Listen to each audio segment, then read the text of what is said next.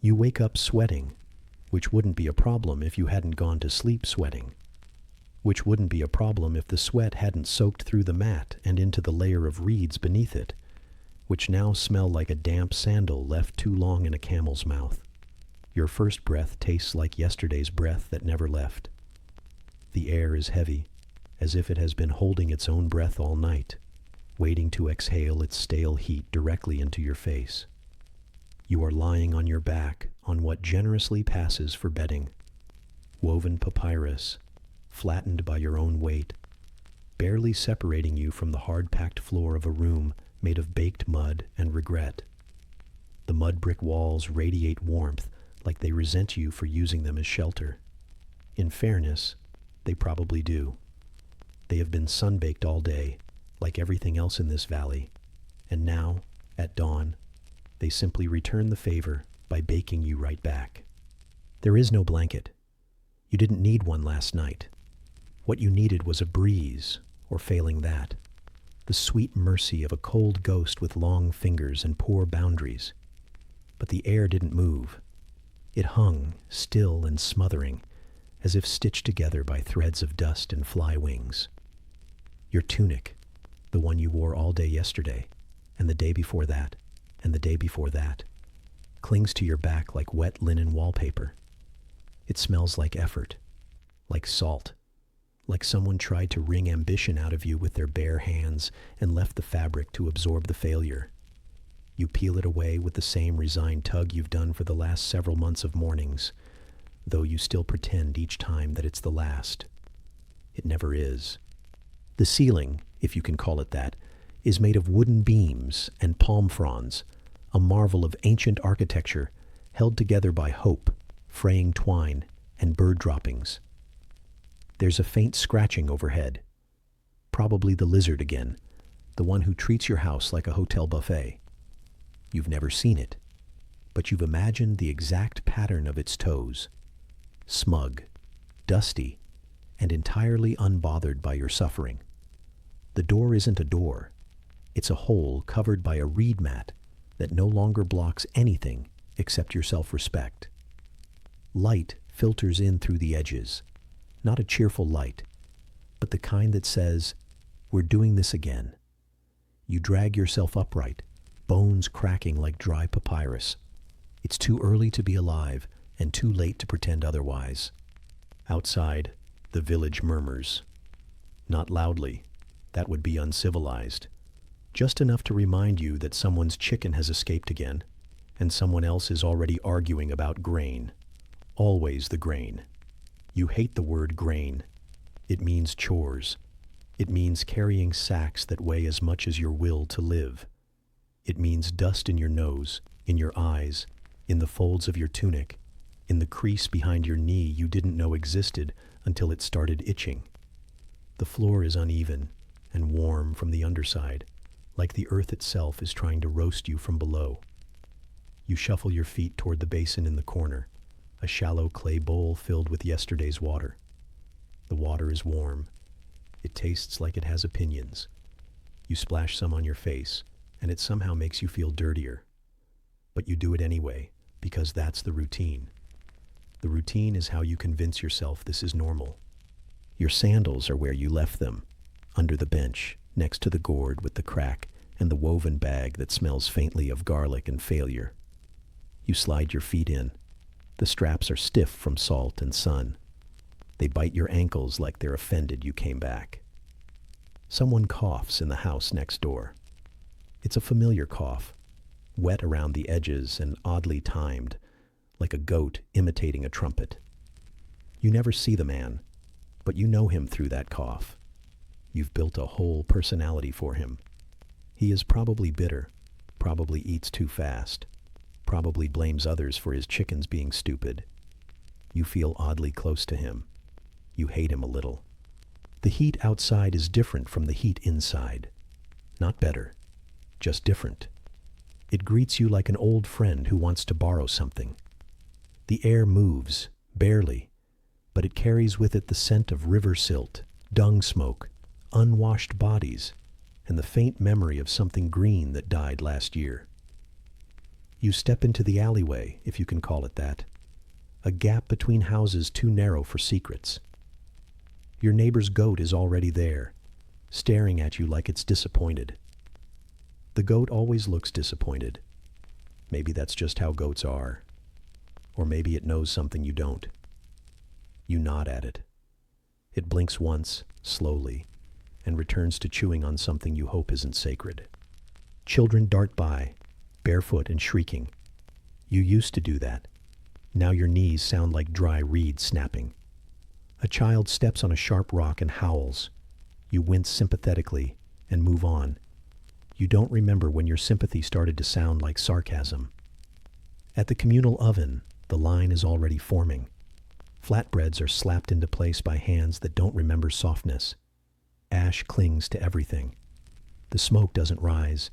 It hovers, indecisive, then chooses your face as its destination. You inhale it like breakfast. There is no real breakfast. Just yesterday's bread, which tastes like every argument you've never won. You chew. It crumbles like resignation. Still warm, though. That's something. The work will begin soon. It always does. There is a schedule, but no one needs to see it. Your body knows it. The muscle in your right shoulder twinges in anticipation of hauling. Your knees ache in protest of squatting.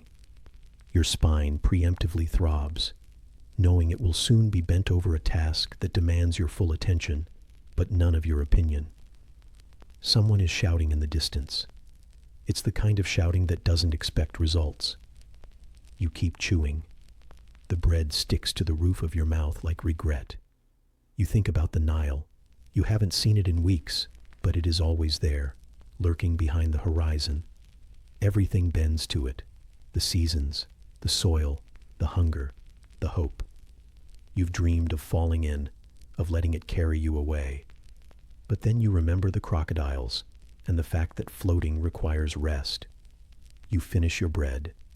The crust scrapes your throat on the way down. The goat is still watching you. There is no moment of pause, no interval of peace. Just the slow winding of the day, already gathering speed. You will spend it bent, sun-scoured, and ignored. And tonight, you will return to the mud brick oven of your home, reheat your flesh on the walls, and sweat through the mat once again. But for now, you breathe. In, outside. It smells like hot dust and familiar failure. And just beneath the edge of the breeze, if you can call it that, there is the first distant scent of fish, smoke, and wet linen. A reminder that soon, too soon, it will be time for the morning labor. You wake in the same mud brick oven as yesterday, but today, the fabric on your back is a new torment. You pull the tunic, coarse, rough, bleached white and forever damp, from your shoulders with the kind of care a drowning child brings himself to the water's edge. You do not want to wear it again, but it is the only thing between you and the blistering sun, the shifting sand, the judgment of every passerby who notices your threadbare edges poking through, your shoulders uneven, the patch where it failed you last season and now stares back at you like a faded scar. This linen lies to you by its very nature. It tells you it breathes. It lies harder in the midday heat when the threads cling to you like a damp warning, whispering in your ear that cotton, if only you existed in a world with cotton, would swallow you whole in its softness. But cotton is a luxury of places you'll never see. Here, linen is the national garment, rough, resilient, and incapable of kindness. It breathes, yes, but only by sucking the sweat from you, carrying it slowly across every fiber until you feel coated in your own desperation. You tug it into place, a loop around one arm, then the other, the narrow belt around your waist tightened back to the code, the same code you memorized when you were 13 and decided obedience might keep you from breaking altogether. The belt presses into your ribs, reminding you that no matter the distance you've walked, no matter the sun you've endured, you're still bound. You inspect the fabric in the dim light of your hut. It is pocked with stains you don't fully recognize. Red from your gums during a cough, brown from yesterday's bread, a darker smear where grease met your back during an early breakfast by firelight. You tug at one stain, brown and oily, and the fabric pulls, a thread separating. Great. Another small hole. You patch it eventually, skillfully, with a scrap, weaving it into the existing lie. Sturdy enough to pass inspection, flawed enough to digest criticism if a guest elder's slipper brushes it. Stepping outside, neighbors are packing out. Everyone is enacting this same ancient ritual, rising, dressing, facing the world. The linen lies to them too. It tells them they're clean. They're not. Even the youngest child's garment is stained at the collar, worn thin at the elbows. Linen that lies about cleanliness and status and safety. Because linen makes you think you are respectable just by wearing it. But it also guarantees pain, chafed skin, salt crusting in folds, dampness beneath that cannot dry until dusk when the sun is gone but the heat remains. The goat in the alley sees you and wriggles between your legs. You think for a moment that goat is a prince trapped in straw. You squint. Goat is goat. It emits a disgruntled bleat and escapes through the reed fence into the next courtyard, possibly to steal figs. In that moment, you imagine your linen like goat fleece, itchy, clinging, impossible to detach from your senses. You may shed it at day's end, but its ghosts remain. Skin-deep scratches, damp chills, a smell that isn't quite gone. You move toward the communal water trough.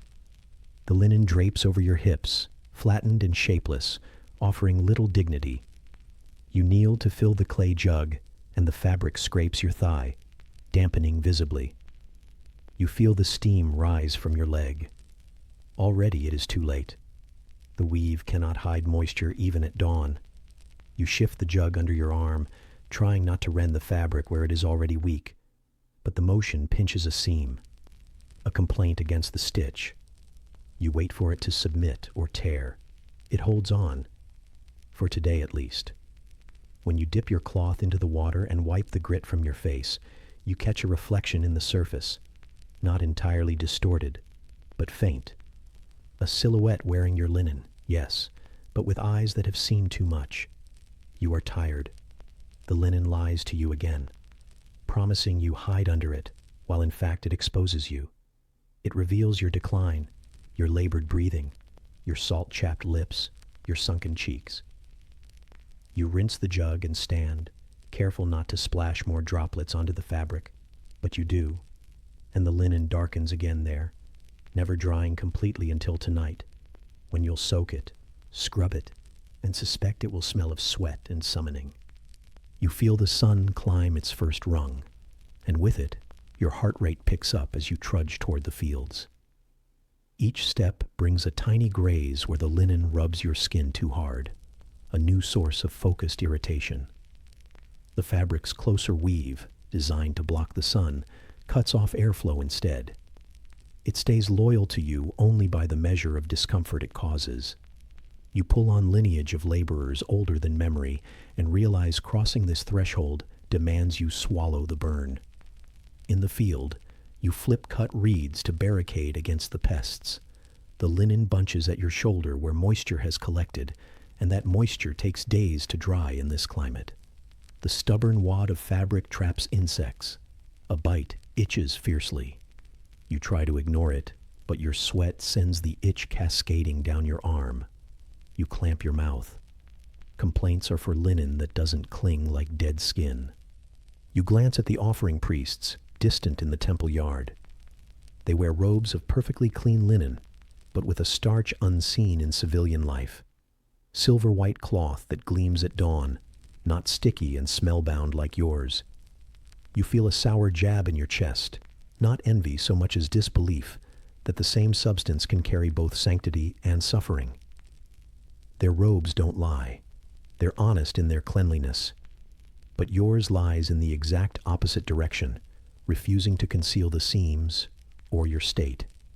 A light breeze ripples through the field, and the priest's robes billow like divine sails. Yours flaps over your shoulder in a way that feels aggressive. You adjust it, retuck it, but it won't settle. It does not forgive gravity. At midday, as the sun asserts itself, turning the sky into a molten canvas, you retreat under a palm, your linen damp and heavy. You pour out water from the jug and cup it to your mouth. It spills down your chin, trickles down the soaked cloth, and rolls against your sternum in little rivulets. The linen attempts to absorb. You lean against the palm frond trunk. You press into its rough bark, cottonwood for the soul, shocking warmth to drawn back, colorless flesh. The linen clings, slick and pungent, as though claiming ownership of your skin. You lie there, the midday sun pressing your shoulders down as though to pin you to this moment, this damp misery of damp fabric and waning hope. The goat bleats somewhere in the distance. A cicada buzzes so loud it rattles your skull. Your linen feels the weight of industry draped across your back and hips. It feels like an anchor. When you finally rise, it is with effort, the garment peeling away and clasping again, an unwilling participant in your motion. You stand under the shade of the palm, wiping sweat from your brow with the back of your hand. You imagine what a modern shirt would feel like, soft cotton, quick dry, pore-friendly. You picture it in your mind, decadent, ridiculous, impossible, but you cling to the scratchy linen, to this lie, because it is the only thing separating you from raw sun and rawer shame. Soon, the rest of the labor will demand it. Mud stamping, stone breaking, grain measuring. Each will press, each will tear, each will stain. And each morning, you will put it back on, smoothed and pulled taut as though it might trick you into dignity again. By dusk, when the sun softens but does not let go, your linen is soaked through, heavier than yesterday, and still lying about its roll. You return the water jug, pass the goat again, now chewing calmly. You straighten the straps of your garment. They're stiff and scratchy, but serviceable. You pat the goat absent-mindedly, and it looks at your chest, at the cloth, and dismisses you with a grunt so regal you feel chastened. Back in your hut, you strip the linen and hang it on a reed rack. You stand naked for a moment, feeling air on your skin, tasting freedom. But freedom smells like sweat and dust, not the sweetness of cloth you've never touched. You brush dust from your shoulders, feeling every grain as a reminder. Your skin remembers what fabric can hide and what it cannot. Later, as the night cools the mud brick walls and the lizard beneath the beams settles into rest, you slip back into the linen. You smooth it, tuck it, tug it until it lies as innocently as possible. But it's still damp, cold against your flesh, a memory of your labor. It lies again that night, claiming cleanliness, modesty, dignity, all while draining each apology you've left unsaid. In the blackness of your hut, the linen whispers on your skin, and you pray for unseen forgiveness. But not too much, because forgiveness implies ceremony you can't afford. And so you drift off, tangled in lies that keep you alive and betray you at the same time, knowing that tomorrow the fabric will lie again, and you will endure the way you always do. A single moth flutters against the reed wall, each beat of its wings a reminder of how small you are under this suffocating sky. And you lie there, linen pressed tight against your chest, waiting, dreading the pull of dawn. A breeze, or what passes for one, carries you from the lingering dampness of linen into the flickering light of morning haze, and you walk without ceremony toward the communal hearth where breakfast awaits, or rather presides over the ashes. The smell hits your nose before the shapes do. Sour barley, fermented grain, stale sweetness with a burnt edge. It smells like yesterday got drunk and forgot to clean up. You steady yourself, balancing the jug you filled with Nile water the night before, now tepid from the rising heat, and a crudely carved bowl of cracked reed in your other hand. You've learned this ritual. Pour water in, stir, wait. The barley grains float and sink like reminders you're still alive. You dip your finger to test the temperature. It's lukewarm. Lukewarm enough to cradle the crumbs on your tongue. Lukewarm enough that it won't penetrate the glaze of your mouth. You bring the edge of the bowl to your lips and sip. The liquid sloshes heavy, warming your insides in a way you don't trust. It tastes like bread gone bad, but comforting in all the wrong ways. The barley scratches at your throat and leaves a dusty trail behind. You swallow. Deep down, you know this is beer. Not the celebratory kind they pour for ritual, nor the clear, cool stuff for the temple priests with their stone-cut smiles. This is survival beer, what they offer to the laborers because water. Maybe, if you insisted. But beer, indisputable. It's cheap, it's thick, and it carries just enough alcohol to keep you from feeling the itch of your own skin, like a dull numb applied gently. You pull the bowl back and set it on the hearth's rim, ashes cracking beneath its weight. The heat curls around you like a blanket made of regret, warm, suffocating, unwilling to let go. A goat bleats somewhere behind you, and you glance over your shoulder. Goat has impeccable timing, and returned to swirling the barley around in its amber gloom. The grains bump against plaster, just enough to remind you they're still in there. You stir again, as if you can coax flavor out by persistence. A neighbor approaches, bearing a flatbread so thin it looks like it might dissolve at your glance. You nod at it. It lays there quietly, edge burning like yesterday's footstep. It smells of sand and coarse flour. Someone has rubbed their hand over it, leaving a cool impression in the morning glow. You lift it between thumb and finger. It cracks. You eat it. It tastes like paper that tried to keep a secret. Or maybe the secret is that it's food. Between bites, you sip again. The beer rises in a lull, thick, grainy, growing warmer by the second. It's a comfort you didn't ask for. You feel the itch behind your ear from the linen that's already wet again.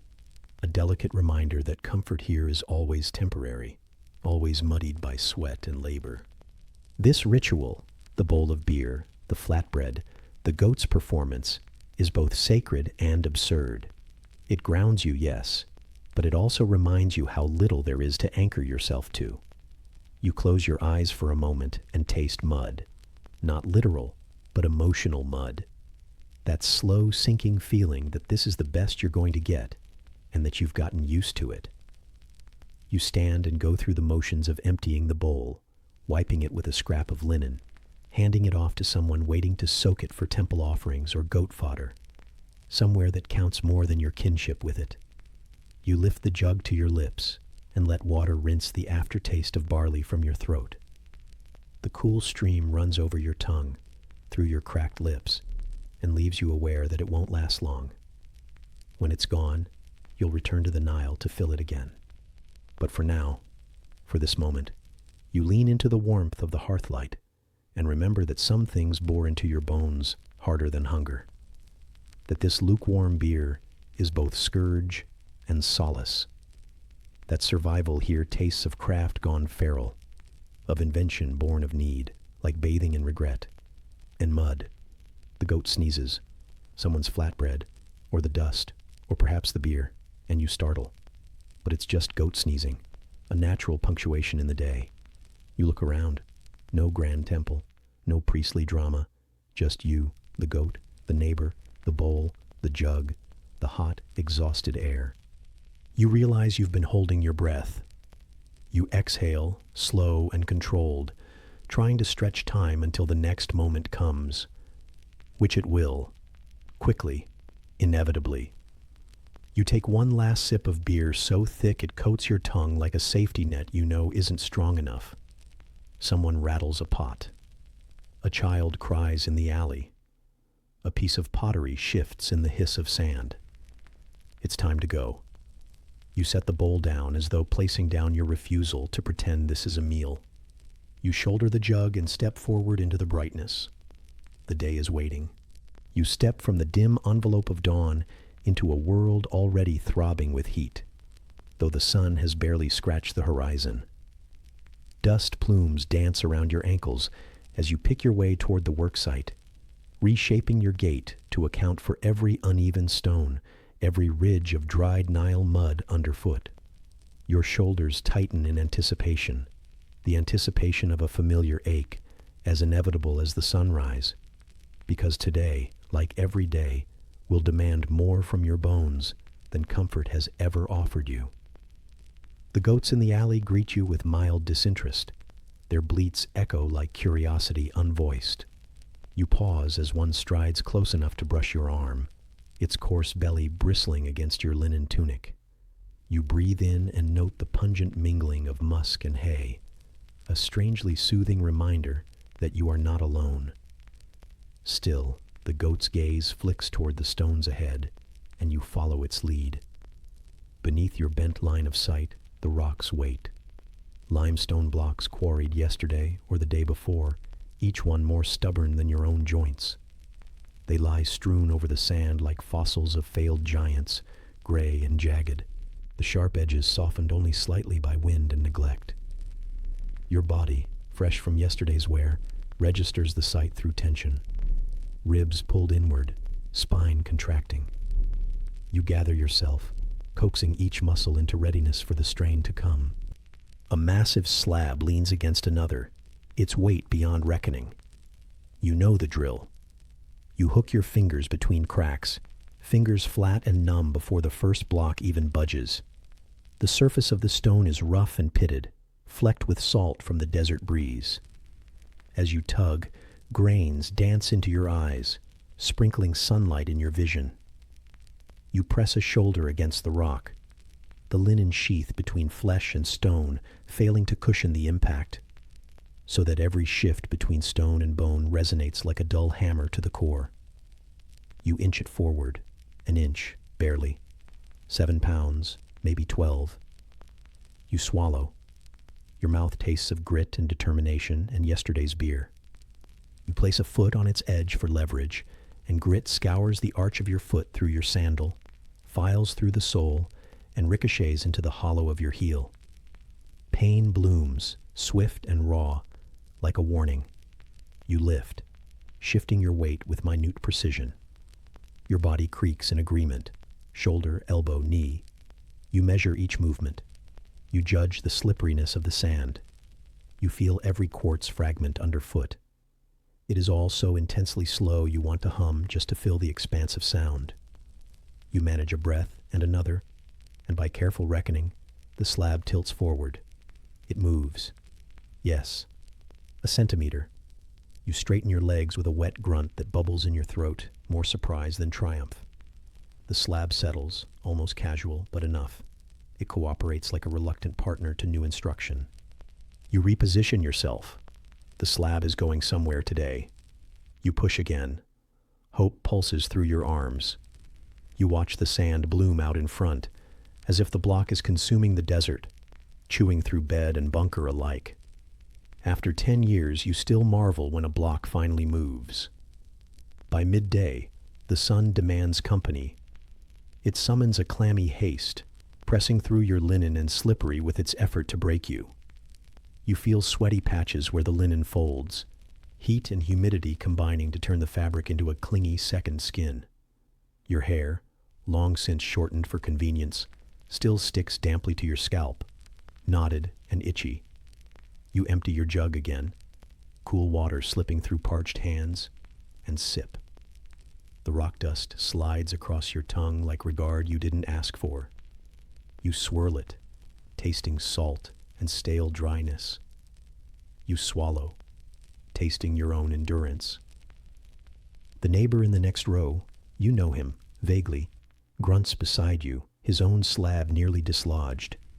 His calf rubs against yours as he pushes. You share this space, like two burdens under the same sun. He shifts, and the slab caves a bit, and the sand erupts beneath. The noise is sudden and rough, like stones grinding teeth. You stop pushing. You close your eyes. The neighbor exhales, a breath of relief. The sand settles. The block decides to keep moving. You step around to its path, trying to anticipate its lurch. With effort, with sweat that stings your eyes, you line your shoulder against the face of it again. You push. Sand burrows into your mouth, your collarbone, the line of your spine. You swallow. Your muscles hum. Inch by inch, the slab moves again, and you exhale in measured harmony. Every shift makes new muscular calculations. The sand gives way beneath you. The weight distributes to your toes, the smallest bones you hate still holding together.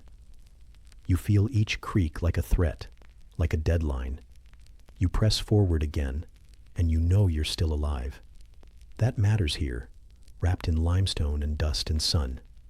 This is your job, to move rocks, to map your existence in stones. Later, someone will say, they built a thing, and no one will ever trace your fingerprints in the dust. But for this moment, you are the architect of displacement. You calibrate your body beneath the weight, texture, shape of this stone world.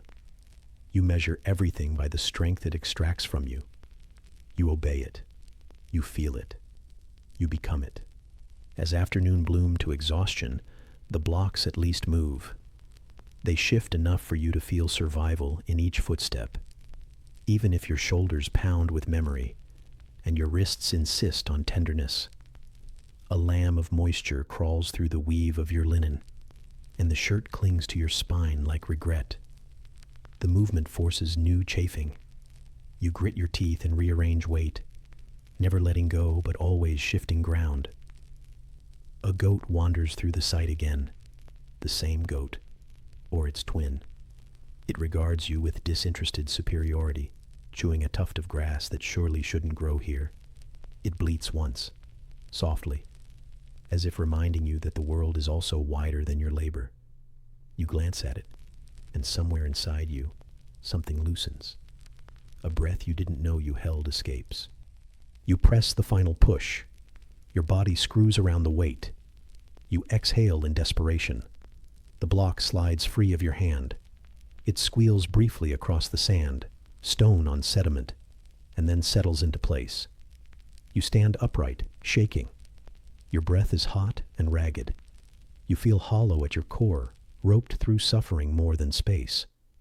But the block settles. It has transformed layout. It has marked geography. It has moved. You trail sweat down your arm. You rest your hands on hips you hardly recognize as yours, your linen soaked with effort. Every inch under your ribs hums. Your boots bruise your feet, where the straps bite into bruised Achilles tendons, that still, years on, remember the first time you carried weight that wasn't yours. They remember. The day slides toward evening, its light softening but not forgiving. You lift a last slab, small and jagged but stubborn. You carry it a step before you drop it, letting the stone clatter like a statement of survival. You watch it land with gentle acceptance. You stand there. You taste salt with hunger. You taste sacrifice with pride. You taste regret in the dust. Gradually, your field of stones slides into quiet. The other workers fall away like shadows. Goat disappears again. Dust drifts into horizons. You stand, bent, carved, measured by limestone. You pick your feet across sweat-wet sand toward the jug and the retreating sun. Your shoulders ache. Your limbs hum. Your heart thrums too loud for comfort. You carry with you everywhere the weight you carried today, a souvenir of endurance. Night will come. In night, walls cool, linen dries, wounds scab. In night, you will return to a mud brick oven. In night, you will answer to every ache again. But for now, you carry the rhythm of moving slabs beneath your breath, beneath your skin, beneath your fatigue. And as dusk nearly swallows the fields you leave behind, the last stone midday slid forward seems to whisper, "You survived." A breeze, finally, curls across your back, the faint promise of tomorrow's heat waiting to return. You step into the full glare of midday as the sun reaches its zenith, and somehow the air feels smaller, squashed by brightness, heavy with the weight of invisible rays. You peel the heavy linen off your shoulders, brush aside the damp strands of hair that cling to your forehead, and breathe in a lungful of dusty heat. It settles in your chest like a stone, dense and unrelenting, and you know, this is the afternoon. Here, sunstroke isn't whispered like a warning. It is named, claimed, lived. You stand still for a moment, letting the smothering warmth press in from every direction, and you feel the pulse in your temple first, a slow throb that suggests the world is spinning and you are its neglected center. Your skin feels borrowed and stretched tight across your skull, all nerves and salt and paranoia, like you're a painter's canvas being pulled over an uncooperative frame. You close your eyes and taste dryness behind them, as if someone stirred the air with a ragged cloth and left fragments in your retinas. You think of collapse, of knees buckling beneath you, of dizziness folding your sense of direction into itself. But you do not move, not yet, because here to step hastily is to court collapse. You take a step. It feels deliberate, as though each footfall must be weighed. The coarse soles press into the baking sand, the grains shifting beneath your weight like reluctant accomplices. Somewhere in the distance, a goat bleats sharply, a reprimand to the heat perhaps, and you feel sympathy. Sympathy and rage are twin tracks in your chest. You want to yell. You want to collapse. Instead, you press the heel of your palm to your forehead and brush hot sweat away and taste grit on your tongue like past regrets. The midday sky is a sheet of pale iron, reflecting nothing but glare. Even your shadow grows faint, a thin suggestion at your feet. You pull the edge of your tunic over your forearm and press it to your neck, trying to summon moisture, any moisture, to offer relief. The fabric is damp beneath your fingers and warm, sticky with a mixture of sweat and salt that feels like the world is trying to bleed you dry. The linen lies again, promising protection from the sun while delivering the pressure of a migraine. You trudge toward the communal well, the same laborious distance you've walked hundreds of times. But now it stretches before you, like a desert between sanity and melancholy. Each step drags a new ache through the soles of your feet. The sand clings to them in clumps, creating friction that tests your resolve. Once you imagined sand schools would teach you survival. Now you're only learning endurance. You reach the well and lean over, peering into the green-black water that offers promise. The well's rim is chalk-white stone, cracked and fading. You hook your fingers into the bucket rope and draw water up.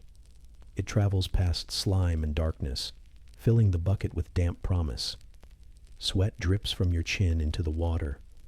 You blink to clear your vision. The world resettles. You lift the bucket and carry it to the shade of a lone palm, where the sun, even here, still finds you. You pour water into a clay bowl and cradle it in your hands.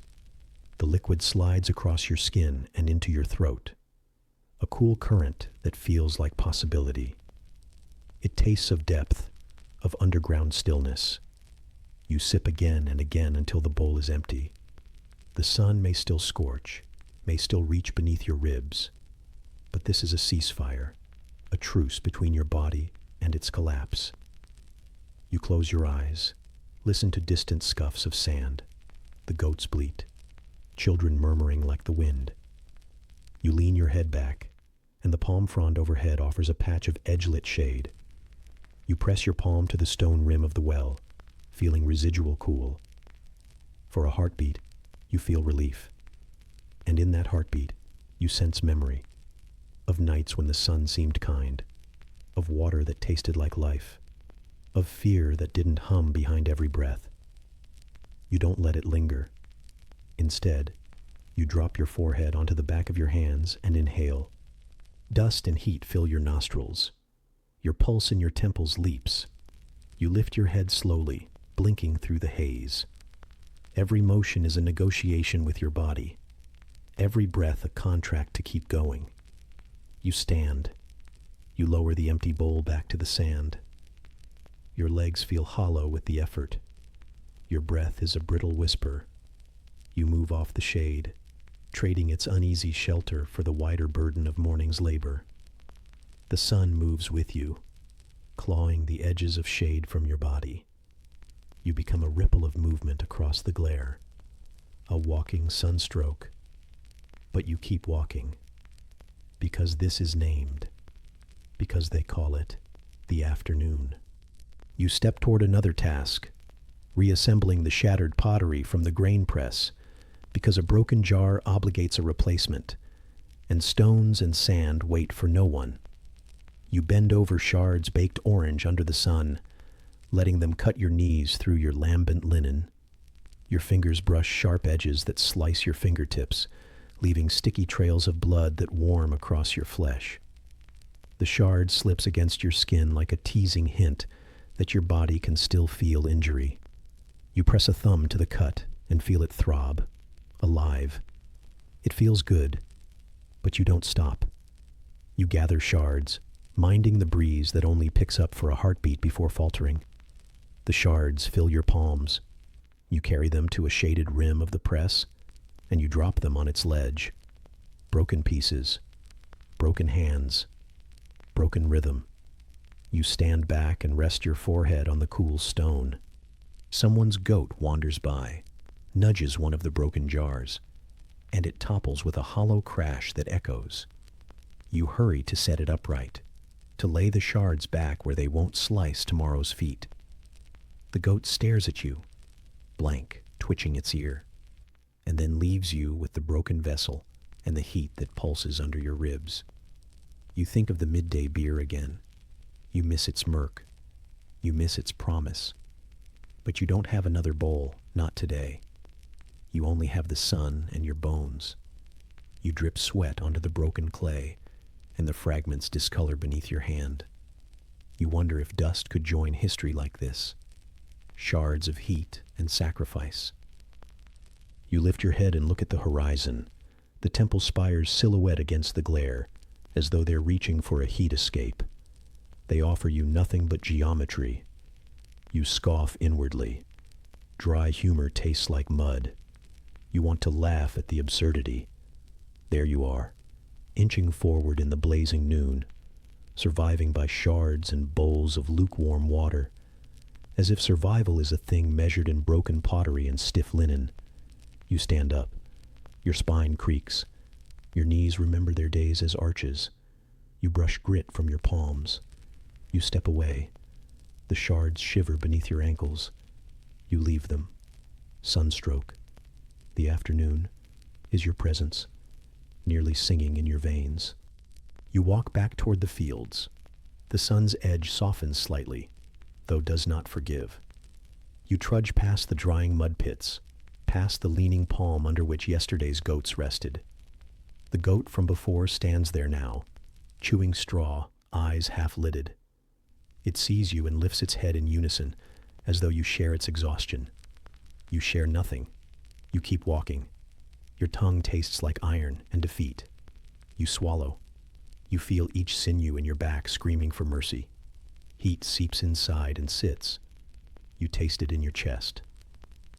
At evening's edge, when the sun finally retreats far enough to bend the air back into its normal state, you return to the communal hearth. The broken jars from midday have been cleaned, repaired crudely, restored to function. Life moves on. You lean into the walls of your mud brick hut. You hang your linen tunic to dry, spots of sweat still embroidered in its weave. Every thread remembers this day, remembers the afternoon. You sit on the low bench. You pour the last of the jug into a bowl.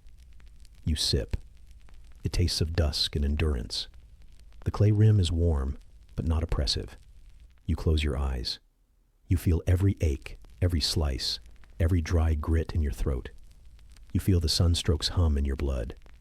You feel the afternoon settle into your bones. The goat bleats through walls from another alley. It's night. The shadows deepen. Sunstroke waits for tomorrow's rise. A single moth flutters against the reed door. And you drift, weighted by heat and hope's quiet collapse, waiting for the night that might cool your bones. A haze of iron-bright morning drifts into the world as you step off the mud brick path and toward the riverbank, your feet sinking into the damp flank of Nile soil so readily that you feel the earth nearly consume your sandals, tugging at the threads with each step. The Nile hums beneath the coating of early light, only its surface betraying movement as currents drift with secret purpose, carrying with them life and languor, harvest and hazard. You pause at the edge where water laps gently, a soft insistence that it has always been waiting, for drinking, for washing, for ritual, for release. You taste dampness in the air and feel the dampness begin to seep under your tunic, tugging warmth not in invitation, but in requirement.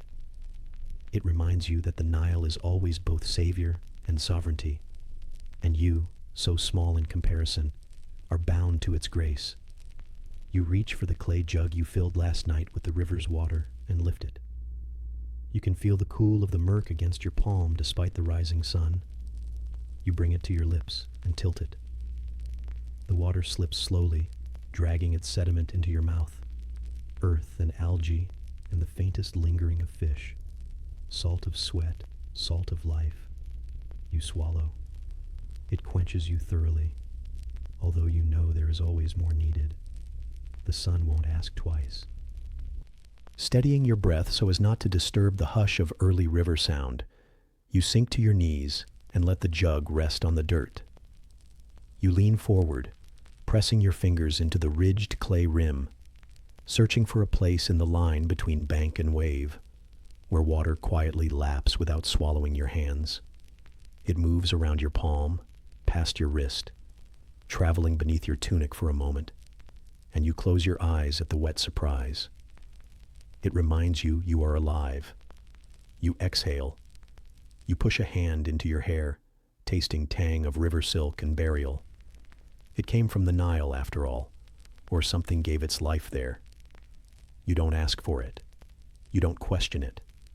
You only acknowledge the way it lingers. You raise your chin, feel morning light press against it. You look west. The river glints, striated by sun and wind. You imagine that far beyond the curve, it will reach lands no one bothers to measure, lands that never learned your name. And yet here it is, delivering its presence with patient insistence. You let the river's breadth fill your vision before reminding yourself to breathe slowly, to remain footed in this moment. A shift in current changes the tone. The gentle lapping becomes insistent, insular. You brace both palms on the clay jug and lean forward, tilting your head toward the water. There at the surface you taste something else. Fragrance of fish, faint decay, human residue. The Nile has swallowed offerings, devotions, lives. It carries centuries of breath and ash, and now it carries more. You feel irony sting, savior and latrine, healer and harbinger. You swallow, resisting nausea. You press the jug to your lips again, as though you can float above the river's secrets by tasting them first. Behind you, the grating of goat hooves disturbs sediment. The goat steps close and stares, its coat rubbed dull. It yawns, an equine tide, and you push back, lean away. The river murmurs in answer, as though it were warning the goat too. You bottle water in the jug, fill your cup, set your hand on the rim. Long inhale. Let the bog's scent, the current's whisper, the goat's breath all mix.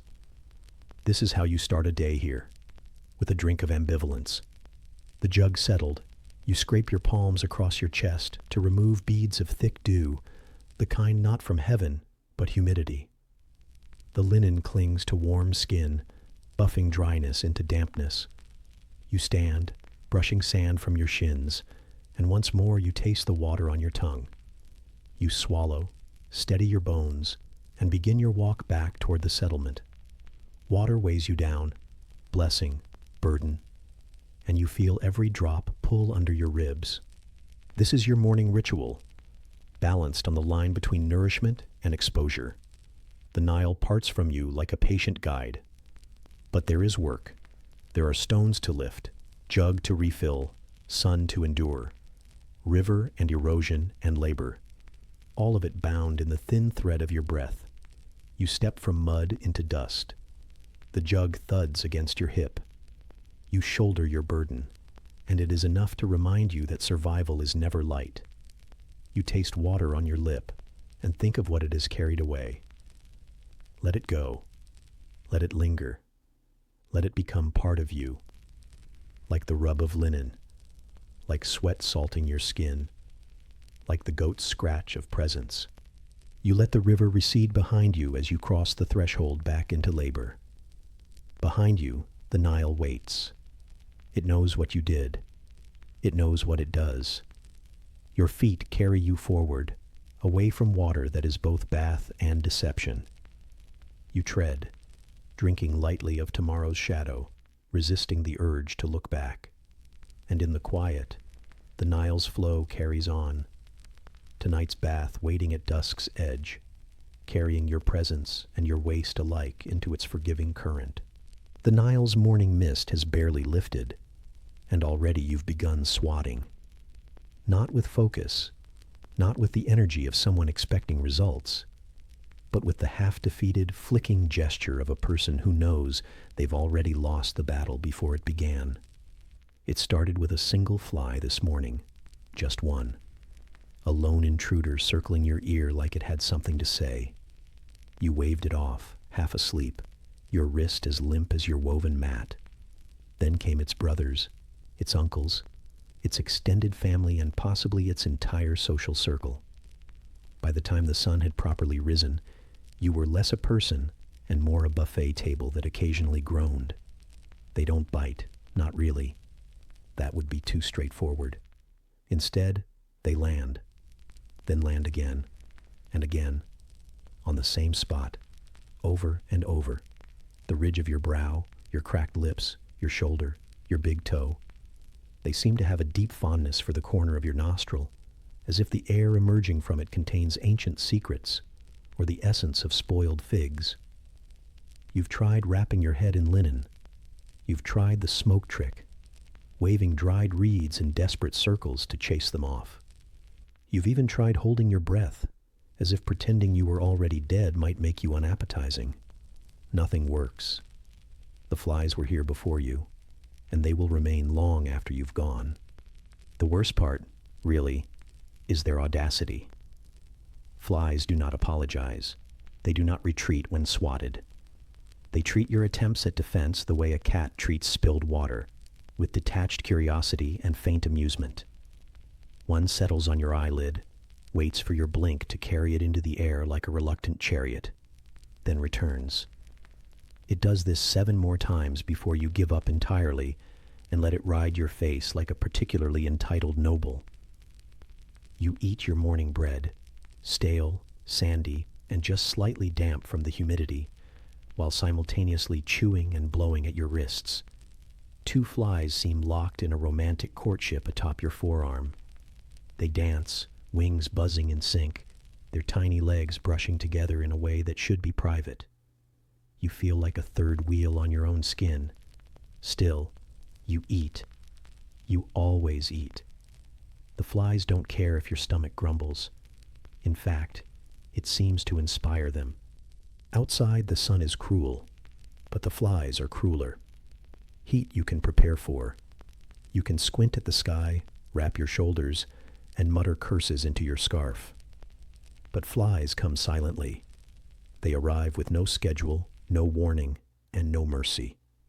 The mud around the house has cracked and hardened, creating little ridges where water once pooled.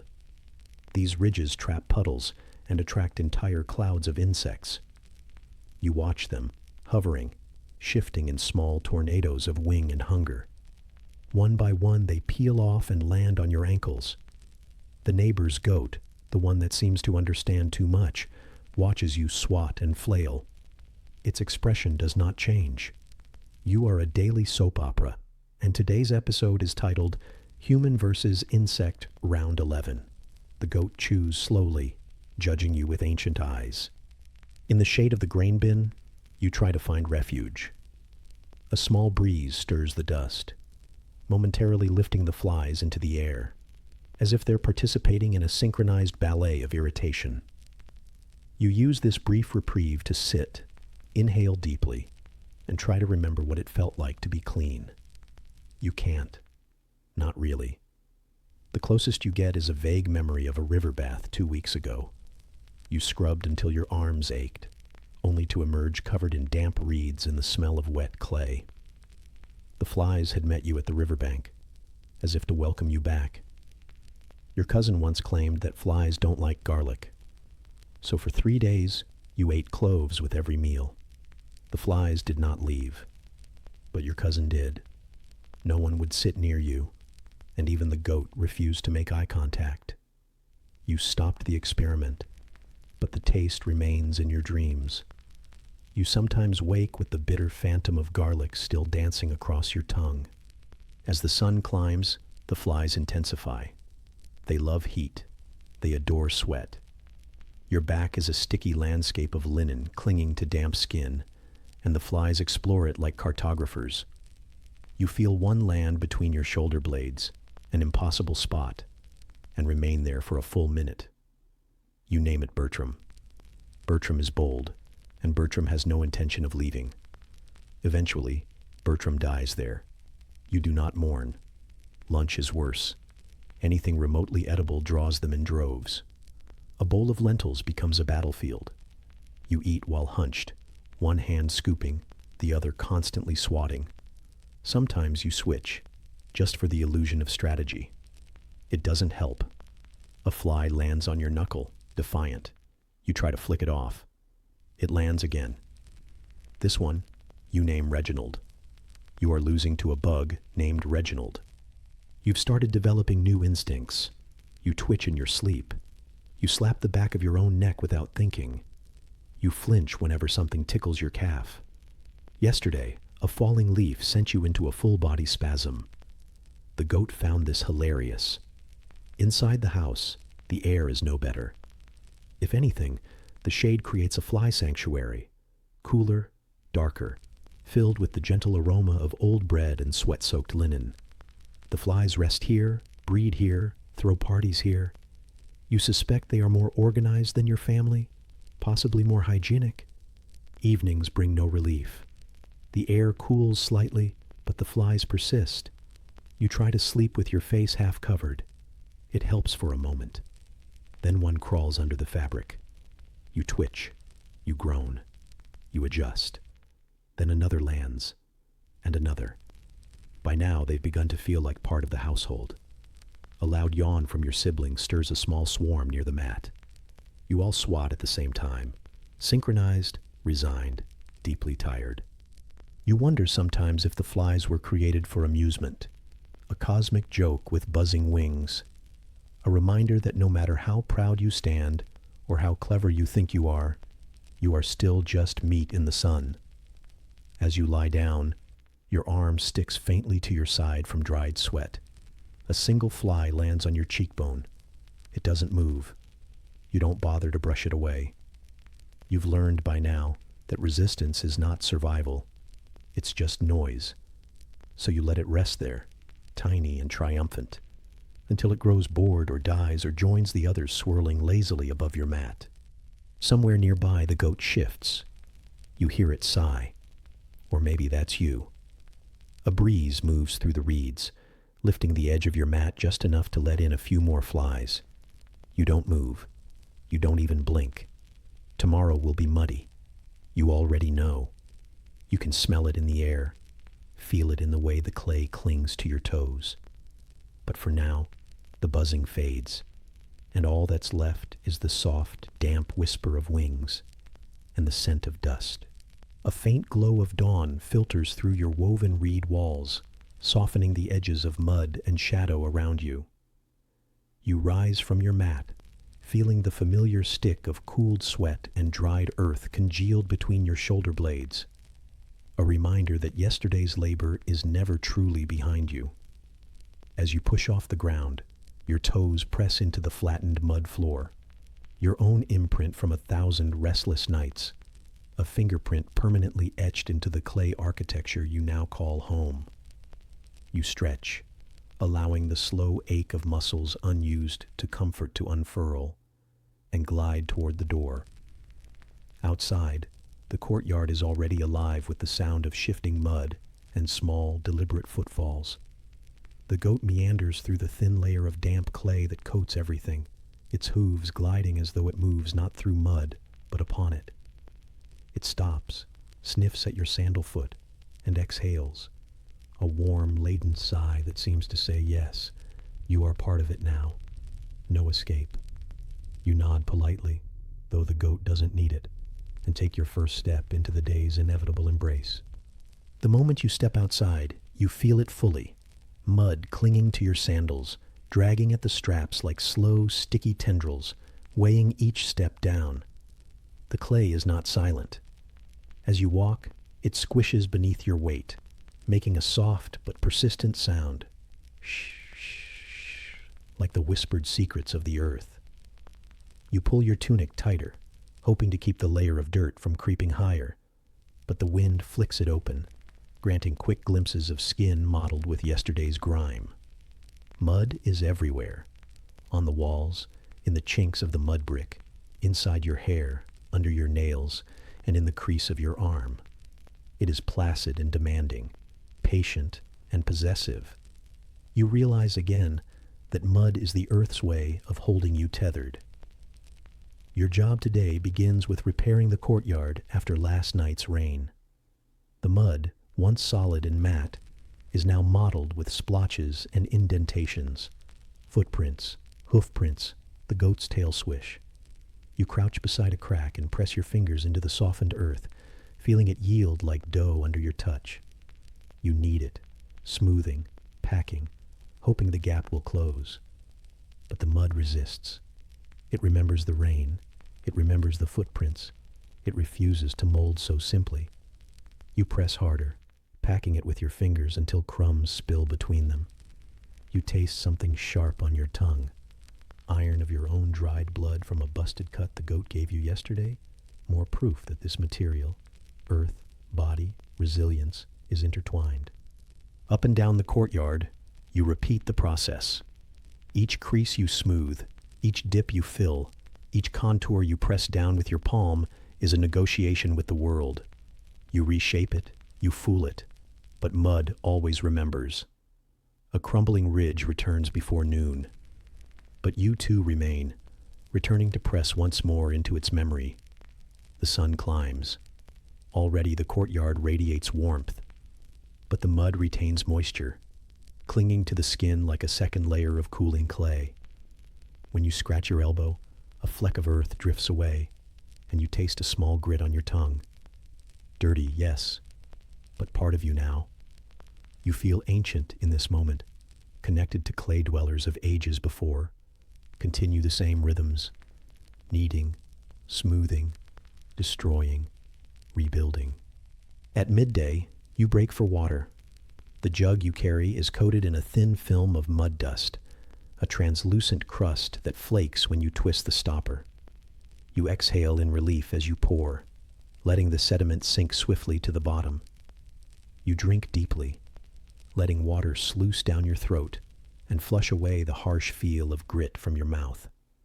Still, when water-lathered droplets run down your chin, they pick up particles of dried mud, and you blink them away, leaving a trail of filtered clay across your face. You've swallowed some too. Perhaps a morsel of the earth lives in your veins now. There is no rest from mud.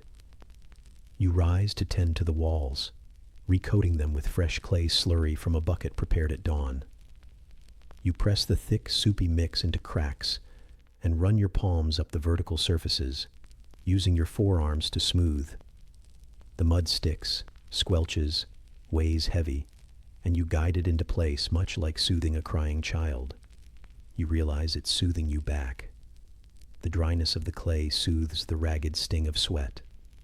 The mud irons out scratches in your skin, seals minor cracks in your feet, muffles the ache in your lower back. You're part of the wall, and the wall is part of you now. This closeness, this sticky belonging, is survival. The goat weaves circles around your legs each time you step away. It bites gently at the curling edge of your tunic hem, as though nudging you to remember who holds family here. Who decides the pace of a circle? You pull the thread free and continue, breathing clay dust in silent gratitude. By afternoon, your hands are the color of the courtyard. You scrub at them in a basin of Nile water. The clay doesn't come off completely. After all, rubbing would take away too much skin. Instead, you settle for a partial cleansing. The top layer lifts and floats, dark on the surface of the water.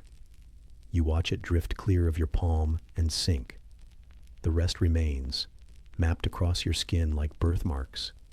You pat them dry with a rough linen cloth and note the faint shine of sweat and dust still glinting in your pores. You learn to love mud, you whisper to yourself, though you know it's not love. It's acceptance. You have no choice. Evening brings more work, packing fresh clay on the courtyard's eastern wall that faces the river. The sun sets low and changes everything to gold. Your arms, the mud, the goat's silhouette. You press clay in deep, trying to smooth out swaths, but always rolling the edges thin, cracking them further. At one point you stop and simply watch how the mud catches the last light, how shadows pool in the dips and ridges. You realize then that the mud breathes with the light, fluctuates with heat and evening chill. It is alive in its own way, and you, through countless interactions, are learning its rhythm. As dusk deepens, you take a moment to step back and inhale. The courtyard smells of damp clay and cooling earth. The breeze rustles the goat's short fur. The walls you've tended glow faintly in twilight, and you sense, more than see, the shifting breath of everything settling into night. You gather your tools, the trowel, the bucket, the water pot. Each is spattered with clay, heavy with residue. You rest them by the door, lean your back against the wall, and let the last of clay's insistence rest on your spine. The goat curls at your feet. Somewhere a neighbor closes their door, mud block drawn into place with a shove that echoes through the courtyard. Another day balanced between labor and muddied acceptance folds into the hush. Inside your hut, the clay floor is cold, damp even, and you sit down on your mat. You rub your palms across your thighs, wiping off leftover patches of mud until they stick in places only friction can reach. You close your eyes and press your palms into the mat, feeling the imprint of your weight leave a fingerprint in the clay fabric of the mat. You exhale slowly, letting that fingerprint remain, proof of presence, survival, endurance. Above you, the reed thatch rustles with the night's breeze. You hear the goat settle into sleep. You hear the gentle drip of condensation, the rustle of insects that cling to walls. You smell the faint trace of mud carried inside with you. Like a warm embrace you cannot shrug off. You think of tomorrow, when the mud will crack again, after sun, after wind, after someone's step. And tomorrow you will return to fill it, smooth it, reassert control over the shifting earth you share. You cannot escape it, but you can shape it, coax it, come to know it so well it sings faint reassurance under your palms. Sleep gathers around you like a soft dust cloud settling into cracks. In the half-light between wake and dream, you imagine mud as home, imperfect, shifting, enduring. For now, you rest in its hush, knowing tomorrow the cycle begins anew and the mud will be waiting, always patient, always present. A hush lingers after the clay dust settles from the day's work, and you step barefoot across the cool stones of the temple threshold. The air inside feels heavier, laden with incense so thick it wets your lungs with sweetness, and hints of old tallow from lamps burning centuries. It clings to your tunic and hair, and you tug at your sleeve as though you might peel it away. You feel ill-prepared. You are ill-prepared. Yet here you are, heart thudding a soft rhythm against your ribs, each beat in sync with the distant chant that echoes around carved pillars, as though the stones themselves are humming. The temple is enormous, a hush that swallows sunlight. You trudge along the stone floor, and every step creaks a little, louder than polite, exposing your presence. Your sandals leave dusty footprints on the smooth slabs, like breadcrumbs betraying your passage. You shift uncertainly, hoping nobody notices that your hands are clammy, that your palms feel like twin sweat pools trapped between stone and skin. Nobody will notice, but you worry they will. A line of priests stands before an altar you can't fully see, their backs straight, their robes pristine and sharp as birds' wings. You feel their discipline in the pit of your stomach. You wonder what they smell like. Burnt oil, burnished steam, lives emptied toward purpose. You taste the incense on your tongue. Keep your head lowered. A drop of sweat trickles between your shoulder blades. You brush it away, but it leaves grit behind. You know you will carry that grit for days. They flick hot oil at the altar's base in slow, rhythmic movements. Each flick creates a sizzling note, a quiet punctuation in the chant. The oil splatters, and the altar darkens where it lands, blackening with age and ritual. You imagine your own blood splattered on stones. You imagine your sins streaked across those floors. You breathe shallowly, shadowed by memory, by history that never invited you in. Your stomach clenches. You realize you haven't eaten since morning, afraid the rumble of hunger might echo in this place of stillness. You taste sand and the aftertaste of yesterday's bread. A small grumble escapes. You want to bury it. You shift your feet, letting your toes find the irregular joints between flagstones, the same joints you scrubbed, patched, and swept just yesterday. They still feel wrong beneath your feet. You frown, hoping the priests ignore your discomfort. A chant rises, voices layering like wings flapping too close. It's ancient, melodic, untranslatable. You close your eyes, feel it wash over you, organizing your thoughts like a careless keeper corralling cattle. You exhale, letting tension seep away, but it's only momentary. A whisper of fear flicks beneath the back of your neck. What if you misstep? What if your foot catches in a crack and breaks the rhythm? You steady yourself by focusing on textures. The worn stone under your foot is smooth, glossy with endless passage. It glints faintly in the torchlight. You rake your fingers across the hem of your tunic, feeling the fray and the rough weave. Grit of mortar from temple maintenance flickers beneath your nail beds. You rub them between your thumb and forefinger. Mud remains. You almost taste it again. You lean forward, palms pressed flat onto the floor, not bowing but grounding yourself. You press so hard your hip twists in protest. Every joint hums with presence. You stay still, feeling the coarse stone imprint onto your skin through linen. Your breath slows. You're not part of the ritual. You're a visitor, a shadow in the periphery. That's okay. That's safer. The goat's face floats at the fringes of your memory, how it once sniffed the air after you carried home leftover incense. You imagine it now, wandering among columns, snuffling at priests' sandals, knocking over a brazier and unleashing chaos. You suppress a dry laugh. You don't dare let it escape. Laughter echoes in here. Here, everything is measured. The chanting shifts, rising, and the lamps flicker. A stray breeze slips in through the open courtyard arch, carrying dust motes that swirl like tiny galaxies. They float lazily, untroubled by the gravity of expectation.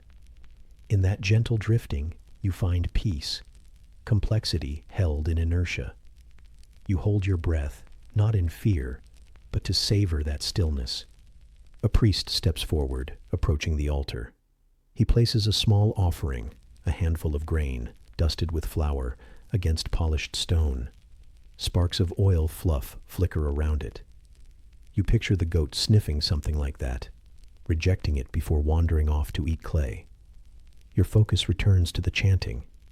You let it guide you deeper into the walls, deeper into the hush. You feel the carvings, birds, sun disks, curling tongues of flame. They shift behind your eyelids when you close them. You press your cheek to the stone.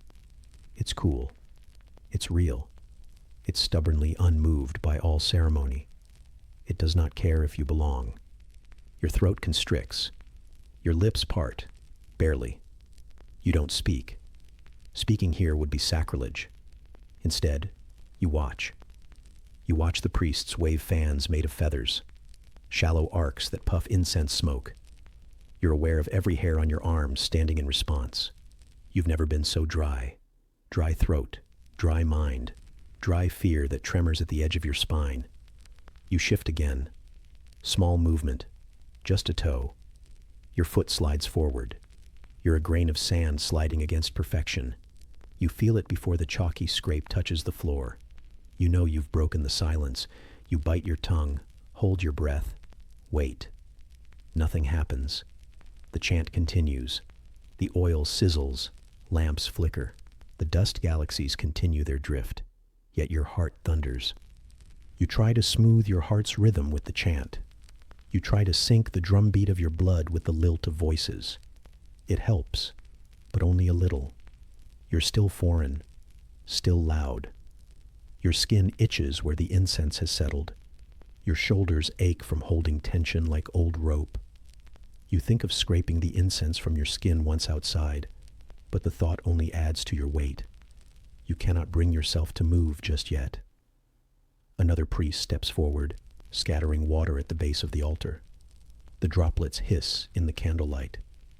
You imagine it raining inside marble sanctuaries in faraway lands.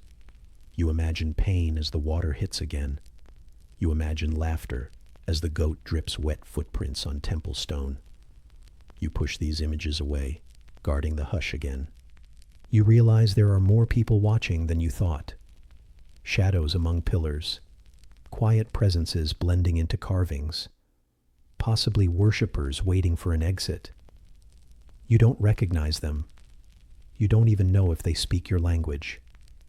They watch you. You can't tell if it's judgment or heirloom curiosity, but you can't control their gaze. That thought is heavy in your gut. You want to leave. You want to slip away into sunlight. You want to cough and laugh and spit and stomp mud puddles just to feel real again. Not reverent, not ritual, just embodied. But you don't. You stand. You stay. You breathe in match to their chant. This is endurance, quiet and constant. The ceremony draws to a low cadence. The oil sizzles fade. The water stops hissing. The chanting unweaves again, thread by thread, until all that remains is a low murmur, like breath. You feel the moment, slender and fragile, when you could move, step away, press fingers across swollen ankles and kneel in a more forgiving place. But you wait, not out of discipline, not out of humility, but because you're not yet certain if you're let go. A final swirl of incense drifts skyward as priests step back. A single torch gutter flickers in time with your heartbeat. Then silence. The silence feels like a room closed off, waiting to see if you will stay. You exhale. You exhale because you can, because the moment has passed, because you are allowed.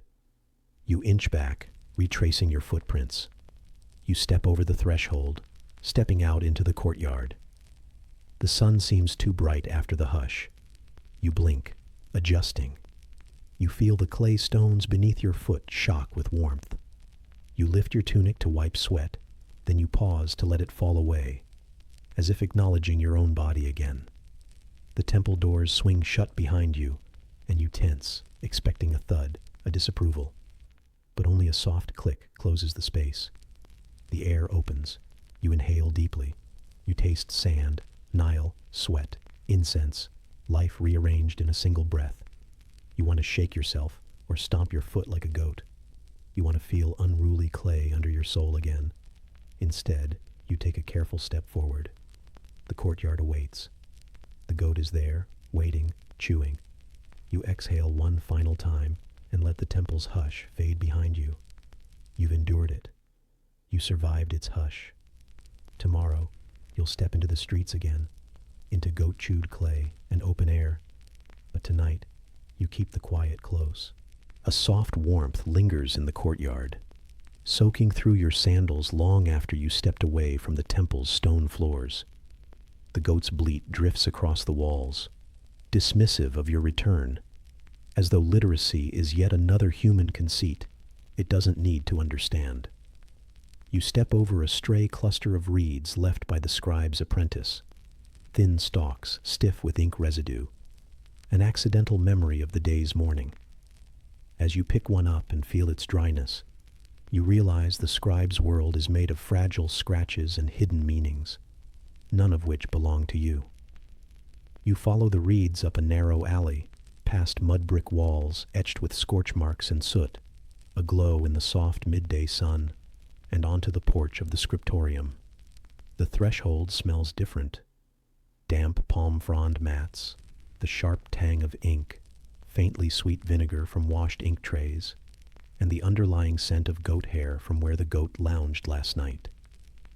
You glance into the shaded space, wary of the cool hush inside. A breeze moves the thin curtain. You pause, breathing slowly, as though the air within is waiting for permission. Inside, the floor is clean stone, remarkably clean for this life you've known, but dust clings at the edges, where you imagine countless feet in sandals traced pathways to broader lessons, paths that have always skirted you. You feel your stomach tighten, hunger again, or envy. You breathe in while resting your fingertips on the cool ledge, watching reeds, papyrus scrolls bound in linen, ink-streaked trays, and stacks of clay tablets waiting to be smoothed or inscribed. You reach down and kneel on the threshold, resting your weight on one knee, leaving clay still stuck to the other. Your palm presses into the stone rim where lessons are taught, and you sense 1,000 hands before you trace the same route, fingers sliding along smooth edges, guidance given in soft whispers, voices fading into rustle. You feel outside, always outside. You slide a finger along the reedy stalk lying on the threshold, rough with unused potential. You remember carving marks in mud as a child, drawing goat faces in the sand, pushing in footprints. That's writing, you know. But here, writing is curves and lines so precise you can feel shame in your own clumsy loops. Your hands itch for those reed pens. You trail your fingertips across a scroll's edge. The papyrus is soft, softer than linen tunics.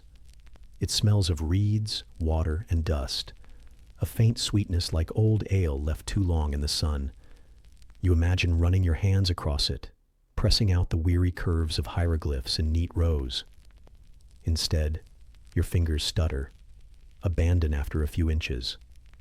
You drop the scroll gently and feel the stone floor's cool pressure on your knees. You touch your fingertips to the ink tray. A soft smear of black clings. You imagine marking the walls of your hut with clear letters, your own breath, your own record. But the ink blots smear and fade, leaving crooked smudges that feel shameful. In the muted hush of the scriptorium, the scribe works at a low bench, cloak hanging slack over his shoulders, reed pen poised. He glances at your outline, the curve of your shoulder, the clay still crusted at the sole of your sandal, the reddish tint on your forearm from sun and soil. Then he returns to scanning scroll lines. You exhale quietly, as though that act might disturb the air, might crack the lens through which he reads text that is, by all rights, forbidden to you. You breathe again. Your breath tastes of dust and caution. You rise and step to a stool near the far wall. You stare at a half-completed tablet, its clay smooth, still damp, waiting for the script to bury it. The indentations are perfect and elegant, deliberate. You prick your thumb and press it into the clay. The edge caves. You draw your hand away. You shouldn't. Talents for scribbling sloppy marks are punishable. But the clay glows faintly with moisture, and your skin remembers how to shift earth. A flea hops across the clay tablet. You jump, blinking, then calm. You're reminded how delicate the work is. Words here are fragile as breath. You close your eyes and press both palms to the stone floor. Its chill seeps into your skin, while the silence presses on your ears. You breathe in the hush. You wonder what patterns dance behind your eyelids. Straight lines, dots, feathered curves, shapes like birds in flight. You remember stepping on shapes in the mud the goat left yesterday. Tiny arch patterns pressed from hooves. They felt like accidental hieroglyphs. You smile faintly, gratitude for something small, permitted. You catch the scribe's eye. You step back, kneeling at the threshold again. Your hands hover above your knees. A line of light falls diagonally across the floor. You shift forward until the line bisects your palm, and you let the light rest there. It warms you. You stay in this doorway, suspended between two worlds, one of mud-scarred labor and one of silent marks born from speech, from inventory, from identity. The scratch of reed nib and clay pulses softly in your memory. Your stomach rumbles again. You hold yourself still as it echoes. You know you'll never know the rhythm of phrases, the weight of inked commands, the politics spun in reed strokes. Instead, you've known stones, goat hair, sunburn, hunger. You cup your palm against your belly briefly, gentle but firm. You imagine if you could carve the rumble into clay, if you could anchor it as testament. But the tablet you dented still waits, and you step away toward the courtyard. Outside, the courtyard hums with unpruned reeds and chipped pot shards. The sun is lower now, warming the mud. You take a mindful breath, thankful for the scent of earth. You drag your sandal against a stone, scraping some clay free. The gritty sizzle underfoot is grounding. The goat nudges your side. You scratch its head absently, feeling the coarseness through fine hairs. You realize that while you can't write, you can remember, shape, scratch your story on living flesh and living earth. Maybe it matters less. Maybe it's enough. You walk slowly toward the river, each step soft. You watch your shadow stretch on the mud, long, lean, uninked, uninscribed, but present. You inhale deeply. River, damp earth, grain, sun-warmed papyrus. Around you, children play at the water's edge. By rights, they should be in the scriptorium one day, but for now they clap together in circles, reeds in their hair, laughter like wind in grain. You close your eyes for a moment, feeling river-slide breeze, a patch of cool air that reminds you of the hush you left behind, and the hush you didn't. The day tilts toward evening. You trudge back to your hut and notice your fingertips still faintly darkened with ink. You scrub them in runoff water until the color dulls, but not gone. You rest your palm on the clay wall outside your door. It feels good, familiar. An ally in this life you know how to live. You press your forehead to the wall, sinking into grain and grainy dust, letting words hang loose. You pull your tunic aside, brush clay off your belly, gather the day's weariness in your bones. The goat bleats for you to enter. You step inside and let the reed door drop. Night air drifts in through chinks. You feel the valley's breath, wide and silent. You sit on your mat, running your fingers along the edge, tracing shapes left by your own hand, rough impressions of survival. You focus on the uneven ridge of clay, comforted by its familiar imperfection. In the hush, you taste the memory of ink once held, once disclaimed. You taste mud. You taste breath. Sleep will come soon.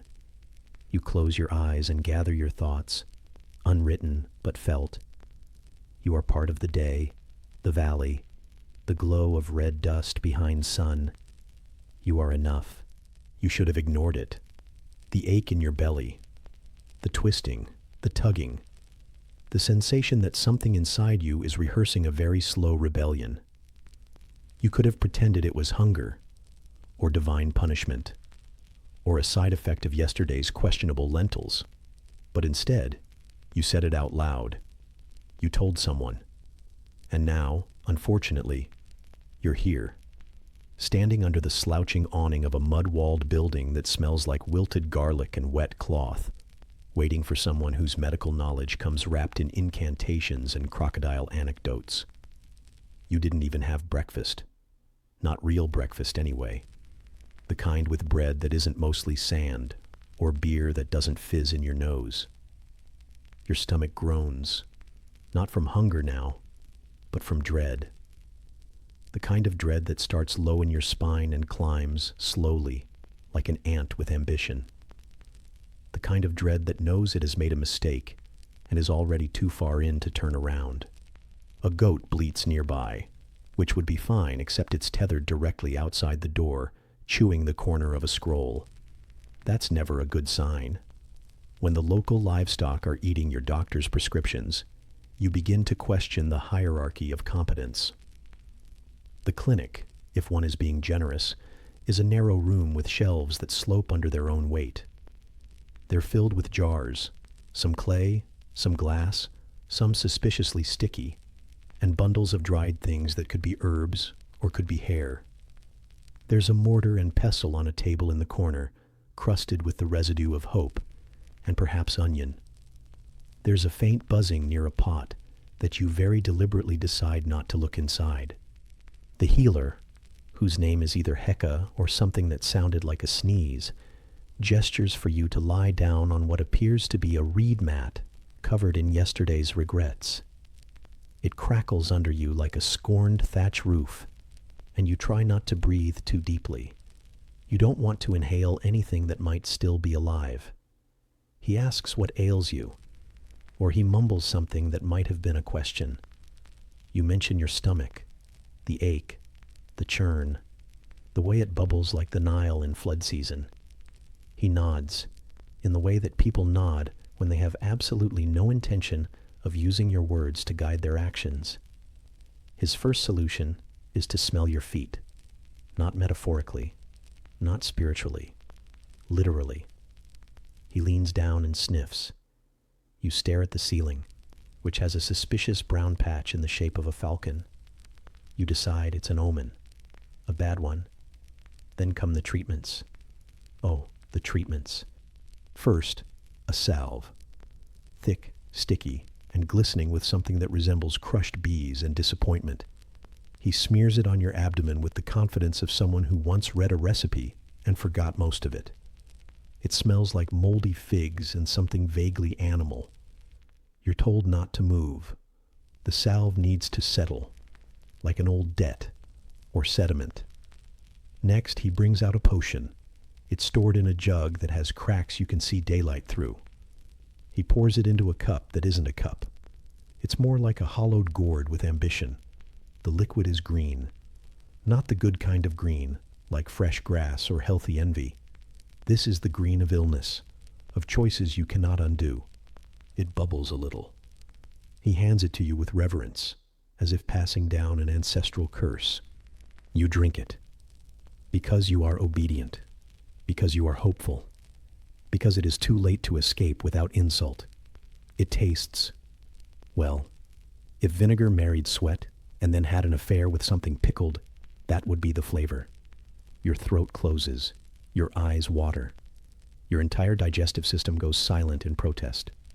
Somewhere deep inside, your soul quietly questions its life choices. Then, as if this weren't enough, he begins chanting, low and rhythmic, the kind of sound that might calm a storm or summon one. He sprinkles something over your head. It might be sand. It might be powdered something else. You're too afraid to open your eyes and find out. You lie there, feeling your stomach shift uneasily beneath the layers of treatment and ancient suspicion. The potion gurgles in you, like it's trying to reassemble itself into its original form. Your skin itches where the salve was applied. Your mind drifts to death, and how it might be preferable to a second visit. At some point, he begins listing things you should not do. Eat onions. Sleep with your head facing west. Drink Nile water on a Thursday. Argue with cats. You nod along, because arguing is beyond you now. Everything is beyond you now. You are merely a vessel, a slowly fermenting, slightly cursed vessel. You try to leave gracefully, but grace is not part of this journey. You stand too fast, feel the floor wobble under your feet, and cling to the door frame like a barnacle on a sinking ship. The healer pats your back, either in encouragement or warning, It's hard to say. Outside, the sun slaps you in the face like a hot, wet towel. You squint against the glare and realize you're still clutching the gourd cup. You set it down in the dust. Let the ants deal with it now. Let them decide its fate. Your walk home is slow, uneven. You are not the same person who arrived this morning. You are someone with fewer illusions and considerably more abdominal tension. You consider never eating again, or at least never admitting it when you feel unwell. You decide that next time, should there be one, you'll try chewing on a twig and hoping for the best. Back in your village, someone asks how it went. You shrug. You lie. You say you're cured. They nod solemnly, as if they understand. Maybe they do. You sit near your doorway, staring at the Nile in the distance, thinking about all the things you've ingested today that weren't technically food. The wind picks up a little. A single fly lands on your forearm and begins its slow, meandering path. You don't even bother to shoo it away. Eventually, the sun begins to tip westward. The ache in your belly hasn't left, but neither has your soul, so you suppose that's something. You lie back, stretch out your limbs, and try to breathe deeply, but not too deeply. Not with this salve still clinging to your skin like a sticky oath.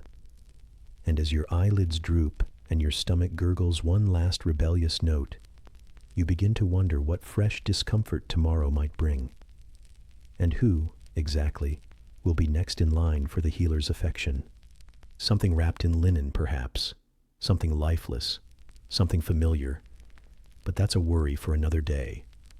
For now the sky darkens, the flies hum, and the mat beneath you feels a fraction less terrible than it did this morning. And tomorrow there's a funeral. Of course there is. The linen is scratchier than you remember. The corner itches at your neck, where the sweat has pooled in the delicate hollow just below your jaw. You fidget with it, but it makes no difference. Nothing really does today. You know how this will go, after all.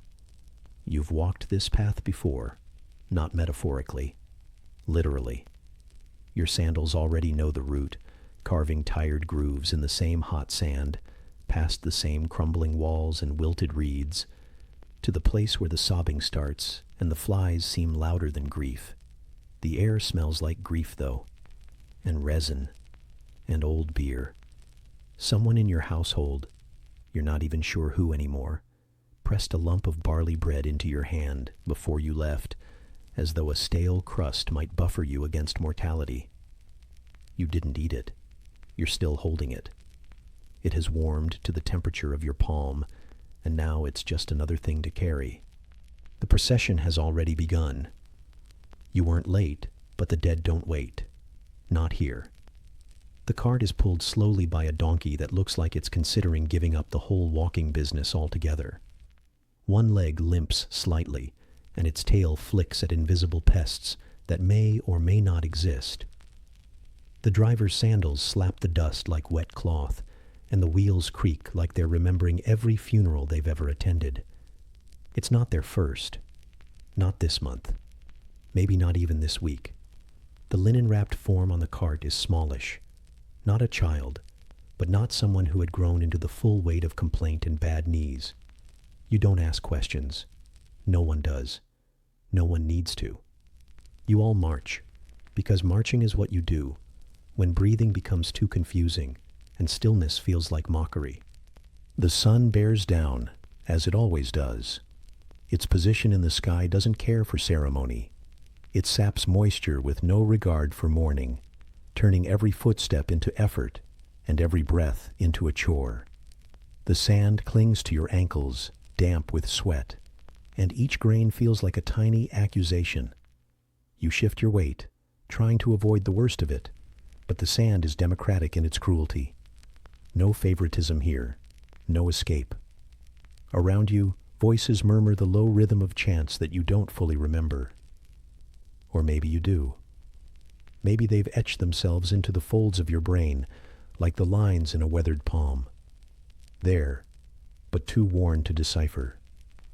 You mouth them anyway, half-hearted and half-aware, lips moving in time with the crowd, trying to seem like you're participating when really you're only observing, watching the people ahead of you sway in time, watching the dust rise from their feet like spirits that haven't decided where to go yet.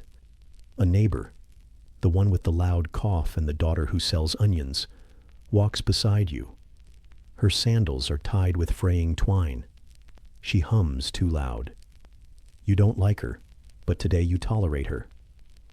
You both pretend not to hear the buzzing of flies that circle the linen-wrapped body with a familiarity that borders on disrespect.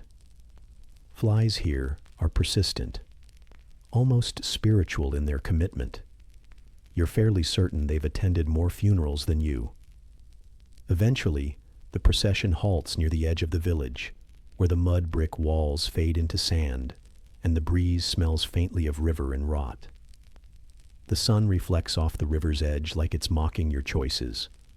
A handful of men, the usual ones, with shoulders like doors and expressions like dried figs, begin to lower the wrapped form with the gentleness of exhaustion, not affection. They've done this too many times to weep anymore. Their eyes are sun-dried and their backs ache from reverence. Someone pours oil. Someone mutters blessings. Someone's stomach gurgles at an inappropriate moment. It might be yours. You pretend it isn't. The ceremony unfolds like a blanket that's been folded too many times, full of creases and familiar smells. Incense curls through the air, thick and sticky, clinging to your nostrils and staining your thoughts. You try to find meaning in the words, but all you feel is the sweat gathering at the small of your back, and the way your sandals are beginning to rub the same raw patch on your heel they always do when the walk is too long and the silence too heavy. At one point, a priest raises something, a symbol, a relic, or perhaps just a bundle of sacred discomfort, and everyone bows slightly. You do too, of course, late by half a beat, unsure if it was the right direction or the right moment. It doesn't matter. You're not the focus here. At least, not today. You catch sight of someone in the crowd who looks too pale, too still, too much like someone who'll be next. You look away. That's a dangerous kind of noticing. The burial is brief, or maybe it stretches. Time here doesn't flow. It pools. It sags. It lingers like the smell of unwashed linen in a locked room. You blink, and it's done. The wrapped form is lowered, the sand pushed, the words spoken, the people already beginning to shuffle back toward their own breathless routines. No one lingers. Mourning is a luxury, and you're already late for nothing in particular, but everything that always needs doing. You walk back slowly. Not because you want to savor it. There's nothing to savor. But because your legs don't hurry anymore. Your thoughts don't either. You think of the last funeral, and the one before that, and how this one felt strangely like your own, even though you're still moving. For now. The neighbor with the cough has vanished, probably off to complain to someone else. A cousin waves at you from a distance, then thinks better of it and adjusts her shawl instead. The donkey is still standing by the cart, chewing on something that might be a sleeve. You pat its side. It does not respond. By the time you return to your door, the sweat has dried and reappeared several times over. You've forgotten about the bread in your hand. It's flattened now, soft in places where it shouldn't be. You eat it anyway. It tastes like ash and resignation, which is better than the healer's brew and doesn't require a chant. Inside your home, the air is still and carries the scent of straw and bodies. Someone is snoring in the corner. Someone else is stirring a pot that smells like regret. You sit in your usual spot, back against the warm wall, and let your limbs remember how to be heavy. You can't cry, not because you're strong, because you're tired. And it's only midday. The flies are back. Of course they are. Hovering, buzzing, nipping at your ears like tiny reminders. They're always here. They outlive the dead and nag the living. You swat one with a lazy hand, then miss another entirely. You know better than to think you'll win. Outside, the sun shifts slightly, beginning its slow decline, but the heat will remain, and tomorrow will come, with more of the same. You let your eyes drift shut, thinking vaguely of beer that tastes like old sandals, of priests who murmur without listening, of neighbors who grieve too loudly, and goats who never seem to care. And somewhere, in that space between thought and sleep, between linen and sand, you feel the weight of the day settle deep in your chest, not heavy, but definite. And as the silence curls around your feet and the sweat cools on your brow, too many rules, too many expectations, and not nearly enough fig cake. You step out of the shade of the mud brick hut, the air flame hot around you, and pick up where yesterday left off. Your senses still humming with discomfort, your skin tasting of long-dried sweat. The world seems made of particles, 1,000 tiny betrayals in every breath. It begins at your feet, where your sandals crackle against the crusted earth, each step a negotiation between pressure and resistance as the grit presses into your soles, settling into every crevice like a secret occupant. The smell of sun-baked dust rises from the ground, and you wonder how something so quiet can weigh so heavy on your limbs. You bend to fetch a clay jar of water, finding grains of sand already drifting in its narrow neck, dancing across the surface of liquid meant to soothe you. You hold the lip to your lips and drink, the flat taste of stale river mingling with a faint woody undercurrent, while sand sifts past and scrapes your tongue with dry apologies. It lodges behind your teeth, in the folds of your cheeks, and later you'll comb it out with your tongue, because toothpicks don't exist here, not for you. That's the first lesson, that even the simplest mercies are tainted by the environment, and you are mud, you are stone, you are sand in slow rebellion against every part of you. Walking toward the fields where your labor awaits, you feel the air ripple above the sun-warmed soil, a faint mirage that carries the distant silhouette of your goat, grazing near a wooden cart. The goat looks at you with patient resignation, its flanks dust-blanched and dappled, flecks of sandy grain clinging to the coarse hair. You envy that goat. At least it knows how to eat and move without expectation. You, however, must carry out your chores under the endless glare, your sandals filling with grit that lodges like a small critique against every step forward. When you lift a basket of woven reeds to carry grain, you feel the sand pouring through the gaps between each fiber, falling onto your hands like a slow motion shower. The weight of the basket isn't just the grain, it's the concealed friction of countless grains slipping between skin and basket, whispering against your palm. Each lift is a quiet protest, a rustle of dry accusation. You are too fragile, you are too human, and still you must move this weight.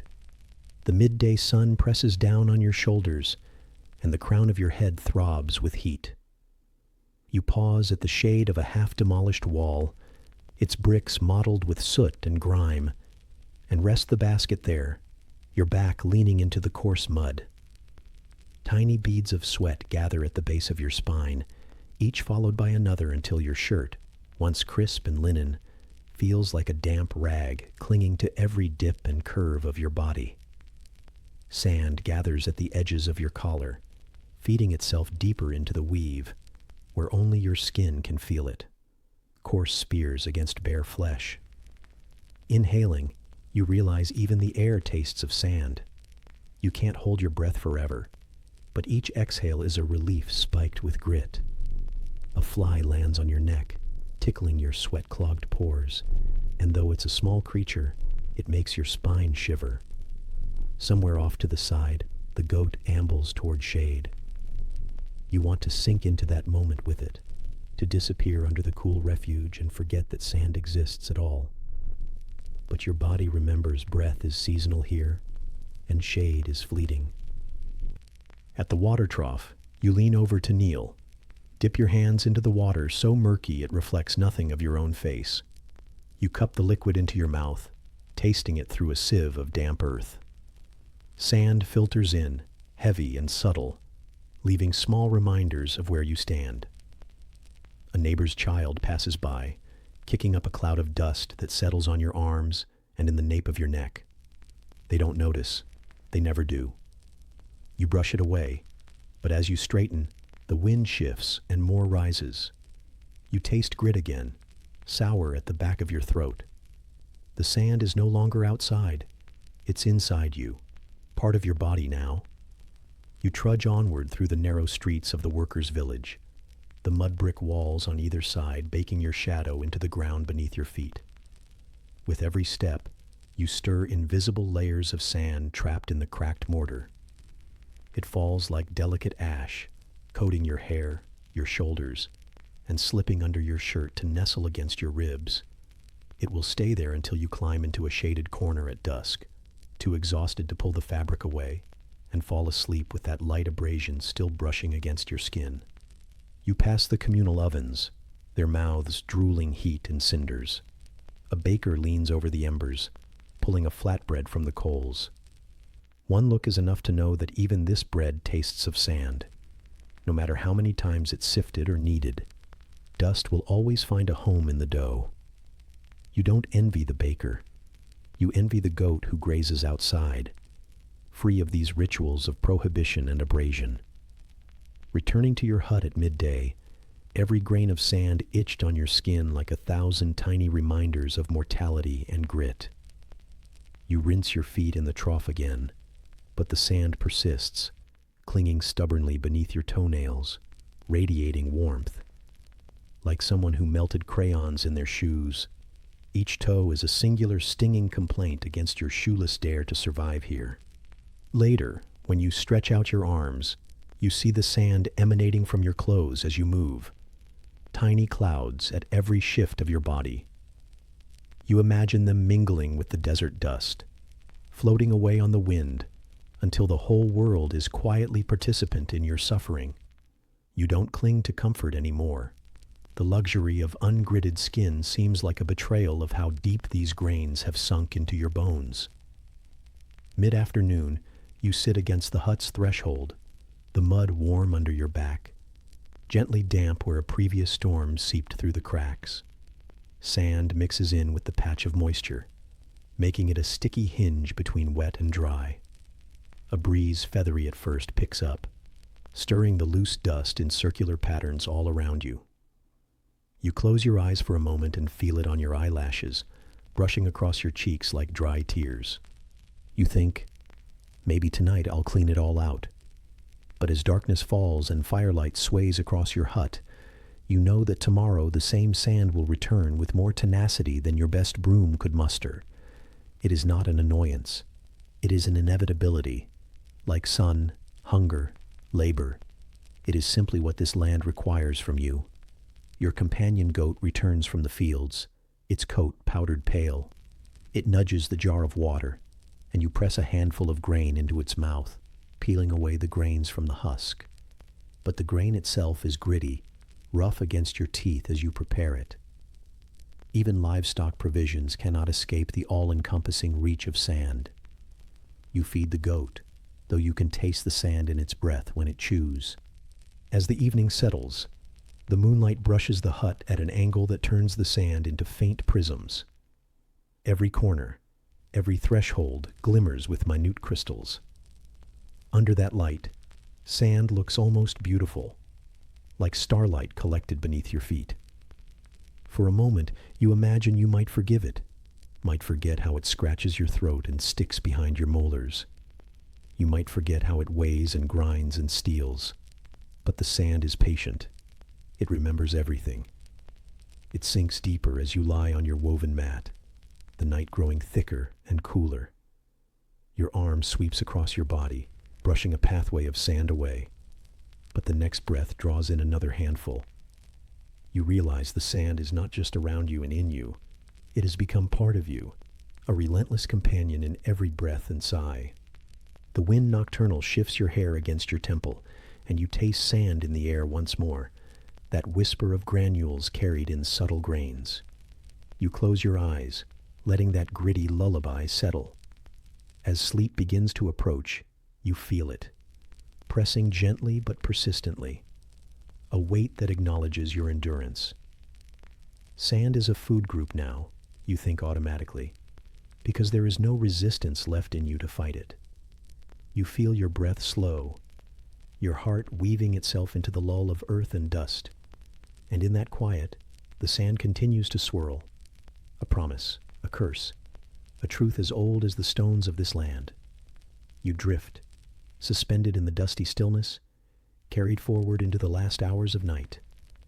And as the faint echo of sand shifts outside, you know that tomorrow morning, the desert will wake you again, with its silent offering of millions of tiny reminders that you are, for now, still here. Softly, the night exhales, dust and breath, woven together beneath the moonlight that never loses count. You emerge from the shimmering remnants of yesterday's dust and step into the dusk's half-light, where the riverwood slats creak beneath your feet like a warning. Your body, still coated with the hush of sand and sweat, carries the weight of endless days under the desert sun, and that burden settles again as you approach the Nile's edge. The breath of water rises toward you, damp and dark, carrying an edge of something ancient and residual, and your skin shivers not because the air is cold, but because you know that in its deep calm, a silent blink might be your last. The world beyond the horizon is falling into shadows, and you sense the river's surface flattening under the approaching night. You kneel at the bank, letting your fingertips caress the oily sheen of water that laps against the pounded earth. The mud cools your fingers briefly before the ache returns, an echo of the day's procession of minor wounds and bruised pride. You cup water in your hands and bring it slowly to your mouth, tasting the river's salinity that is strangely sweet with marsh and rot. A shape beneath the surface shifts, a submerged promise that ripples through you. You do not look, but you feel it, a presence in the blue-gray gloom that waits just beyond sight. Somewhere where water meets shadow, a croc's breath is measured, methodical, part of the long lineage of that place. You find your lips peel inward as your body remembers that dread isn't only heard breath deep, but felt in the hush behind your eyes when the world has stopped speaking. The wind ceases, the reed beds hush. A mosquito settles on your temple, and you nearly startle as if touched by something more deliberate than insect. Now, you settle yourself against a woven mat that feels suddenly fragile beneath your weight, like the straw will collapse into the earth at any moment. Your shoulders slump as you place your head so that your ears prick toward the river. You will sleep with one eye opening the dark, because in this place, forgetting to watch means relinquishing the thin gift of another sunrise. The moon, pale and broad, slices across the water. You watch as its light glimmers on rippling edges, and you wonder which side of the bank the croc resides. You do not know, but you feel its gaze in your spine. The grass near your head rustles softly as the night wind courses over low reeds, carrying the scent of damp earth and fish scales. Your shirt, damp from an evening rinse at the trough, clings to the small of your back. Underneath it, your skin prickles as the fabric begins to dry, a slow evaporation that carries the scent of your fatigue like a second skin. Something moves. You shift slightly, enough to feel the mat's straw rub against your cheek. The tiniest disturbance, but enough to remind you that the land is alive with quiet violence. Your heart's rhythm slows as you count breaths, in, outside. You reflect that even rest here is a form of vigilance, an endurance specialized in restraint, like a muscle learned to hold rather than release. The croc waits for that release. It thrives in your inattention. And so you lie, half awake, half dreaming, your arm draped over the woven fibers of night. Every time the moonlight tilts just a fraction, you shift your gaze to the water's edge, to the margin where blade dark and lunar gleam meet. A mosquito buzzes low and alights on your shoulder. You freeze. Listen to the faint hum, the wing whisper that tells you your blood is wanted. You do not swat it. You dare not risk tearing the silence. Instead, you hold still, and eventually the mosquito lifts again, a minor victory. You feel along your skin for the tiny welt that marks its visit, another minor mark in this compendium of discomfort. Beneath you, the earth cools as the night deepens. The straw begins to scratch less, as though complicit in your caution. You taste sand again, the residue that lingers on your breath as a constant signature. Sand and sweat and Nile-flavored water combine into a tang that echoes through your mouth when you exhale. You let your tongue drag across your teeth, collecting the grit into gritty beads you swallow to swallow again. In the stillness, your throat scratches, not from thirst exactly, but from living in a world that collects particles in the margins of your breath, like dust on old manuscripts. The shape in the water remains, a dark seam pushing outward with the current. You imagine the croc's eye glinting under moonlight, deliberate, unmoving. The image is distant, and yet so material that your muscles tighten, as if to hold yourself together. Your mind drifts, briefly, to the goat you barely know, grazing inland, free of this aquatic predator's domain. You pity it, but you remember the goat's instincts are simple, burrowed in constant hunger. Your own awareness, however, is layered with weariness and dread. You have trained yourself not to sleep, to remain in layered half-states of consciousness so you can hear the water shift, the reed bow, the faint crack of the riverbank soil. Somewhere, a reed snaps softly. You hold your breath. You wait. No follow-through. Just the exhale of absence. You note how your own heart sounds anew, the soft jackpine rhythm of fear held too quietly. You place your cheek flat against the mat, as though to press your head into a surface that might bind thoughts to its straw grain pattern. You imagine the straw reading your pulse, knowing you are alive, marking you as human, an offer, a step. Above you, moonlight drifts onto your chest, dancing across scarred skin, dust freckled and taut. The night has its own texture here, and you feel its touch in your bones. You remember the day you first realized that sand wasn't the only grit you'd taste.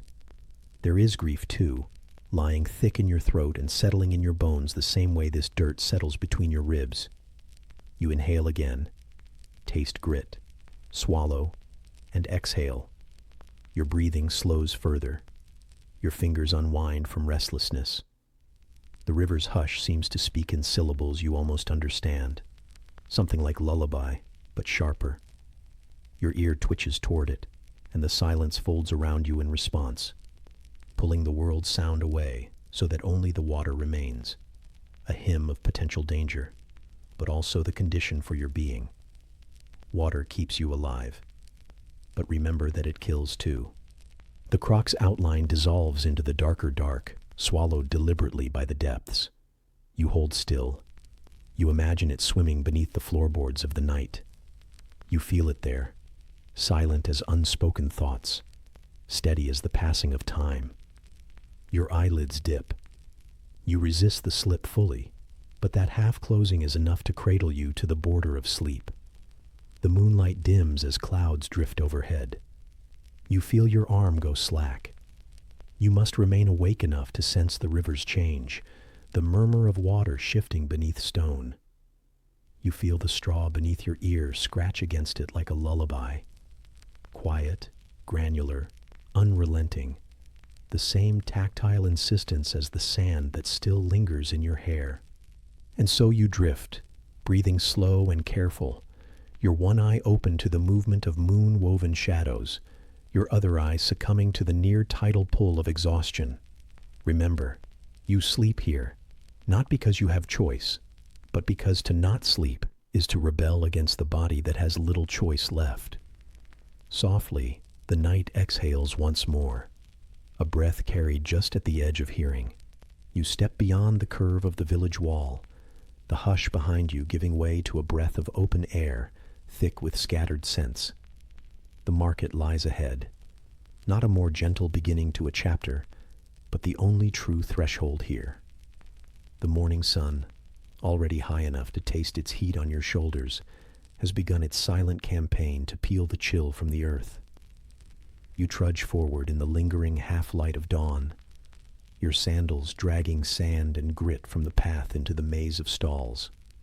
Above you, strips of cloth flap like tired birds trying to roost in still air, and the silence thrums with anticipation. At first, the smells are faint, a tease, a hint of goats, a distant echo of regret. But as you sink deeper into the throng, the scent gathers complexity. The warm musk of overripe figs pressed together in baskets, the whisper of goat's fur still clinging to freshly traded skins, the stale sweetness of honey melting under the sun, and most intrusive of all, the sour undertone of fermented dates. It's not unpleasant exactly, but it presses on your nostrils with the insistence of memory, as if your lungs were meant to remember every moment the market breathes. Your feet slide across cobbles half buried in sand, each imprint a little talisman of your passing. A merchant's cart passes so close, your arm brushes against a burlap sack that holds something. Turnips, perhaps, or small grains, coated in a pale dust that clings to your sleeve. You can't be sure, and even a slight attempt to discover its contents would be noticed. The edges of your vision crackle with detail. A child fanning flies from a pile of fresh goat cheese. An old woman stuffing a limp turnip into her sack with one wavering hand and the other wrapped firmly around a strap for balance. The goat smell is constant, a tang of warm fur and nervous moisture.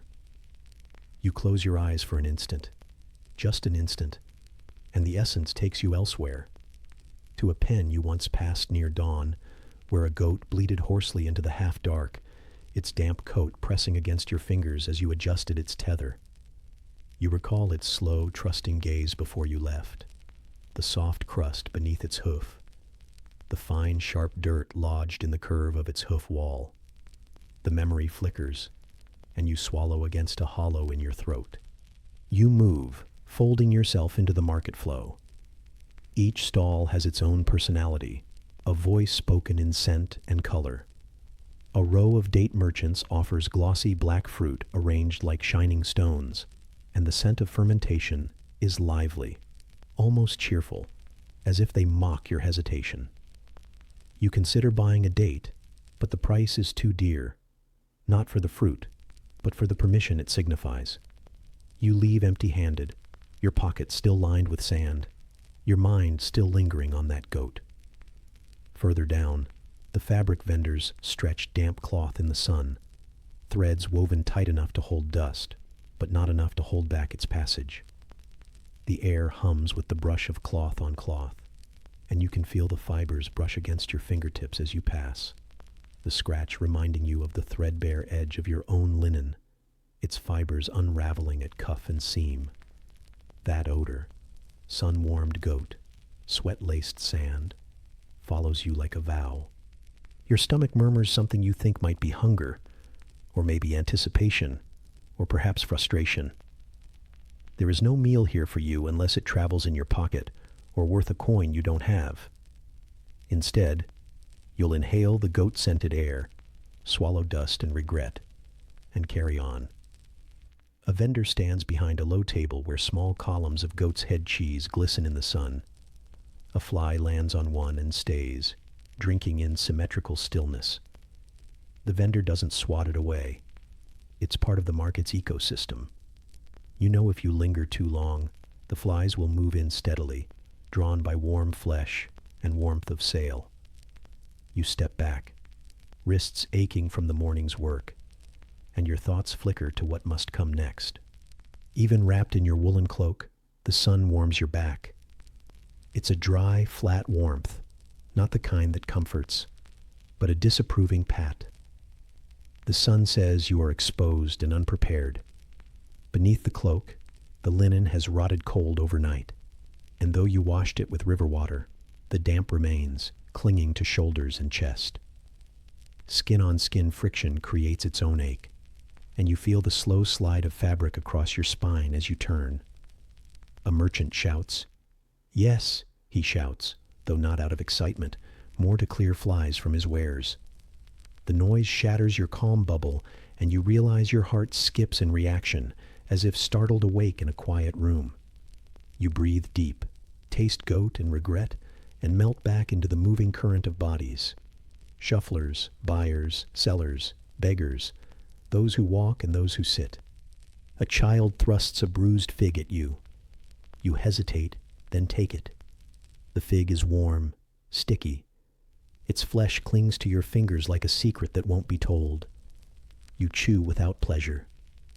The sweetness is dull, flirted with rot. You feel the grit between your teeth and consider spitting it out, but you remember hunger and swallow. The fig sap trails down your chin, and you wipe it off with your sleeve, pushing dust into the fibers where it nests.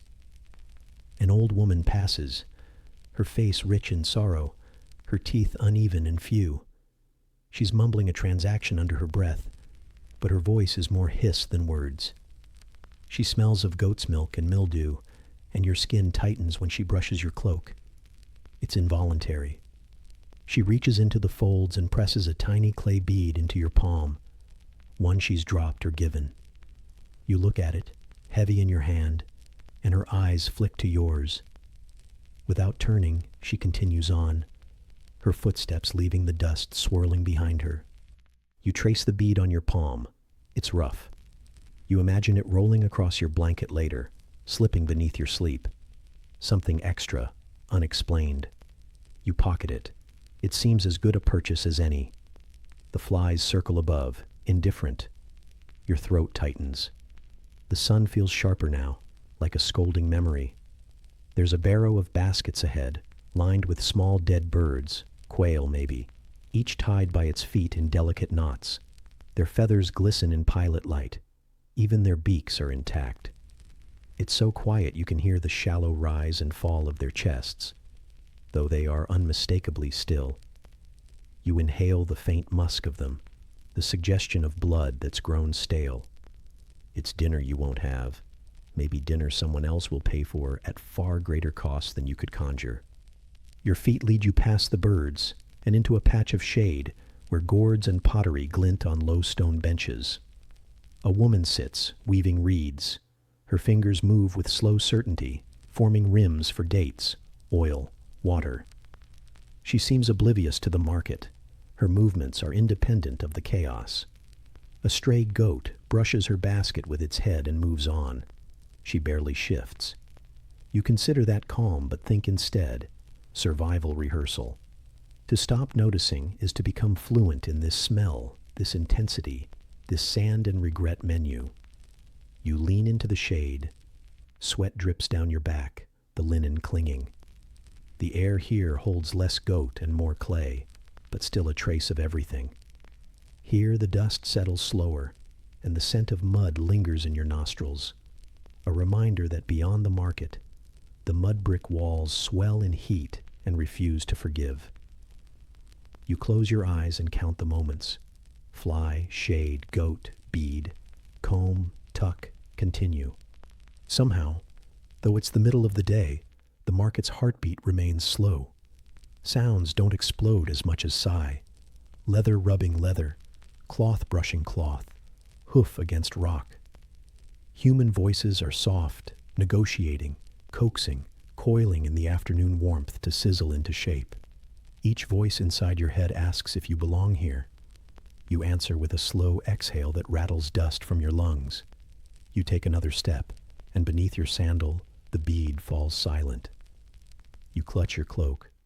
No, your cloak is gone. You tuck the bead into your belt pouch and keep walking.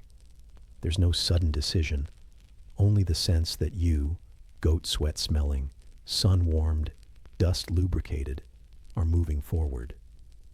Survival is measured not in grand triumph, but in each step unclaimed by fatigue or recklessness. A bird call from a battered shrine on a corner shivers through the market. The ribbon-like scent of incense drifts briefly. Sweet, heavy, expensive. Not for you. You fold yourself around the moment, and it folds around you. A fly lands on your cheek. You don't brush it away. You let it stay, a sentinel on your position. You are here, you are breathing, you are aching in the middle of the market's chorus. With one foot forward, you push away. The bazaar hums, shifting. Sand glides between stones. The smell ebbs and flows. Goat, regret, dust, and fruit and enamel. You keep walking until the crowd begins to thin. Past the last stall, sunlight brightens again, heat thick enough to inhale.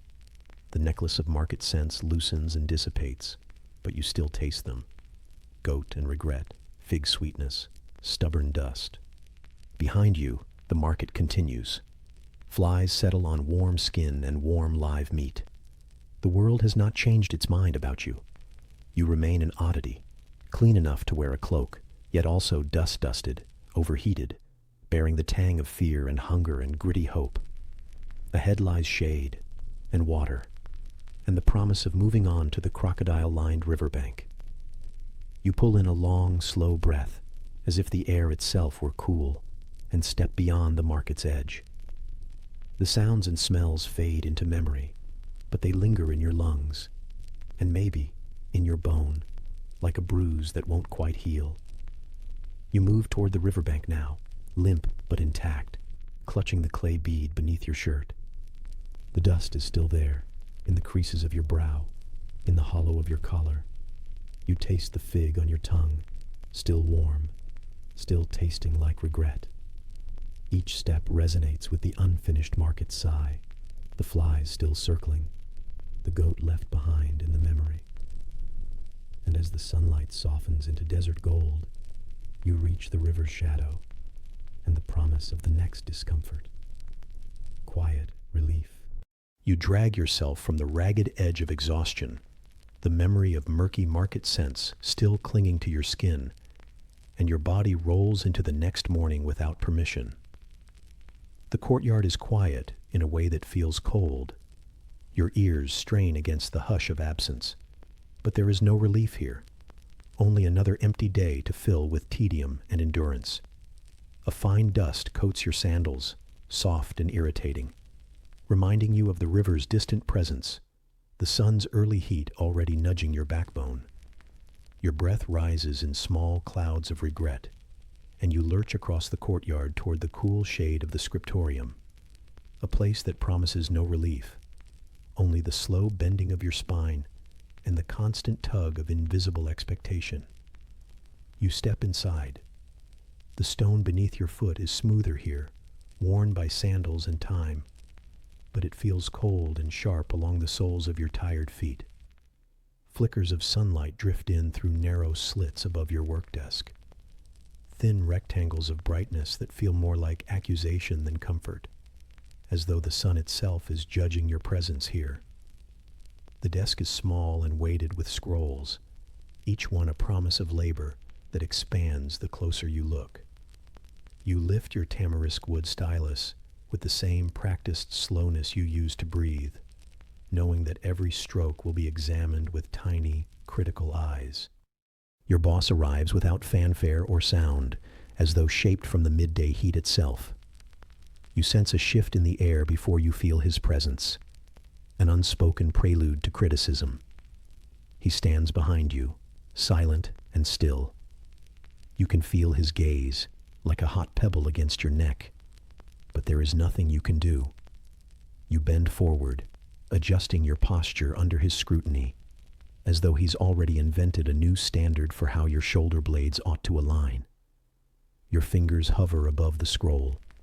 You cannot help but notice the faint scent of date paste on his sleeve, a reminder that he eats while you work, that he exhausts the sweetest morsels of this land while you nibble dry flatbread at dusk.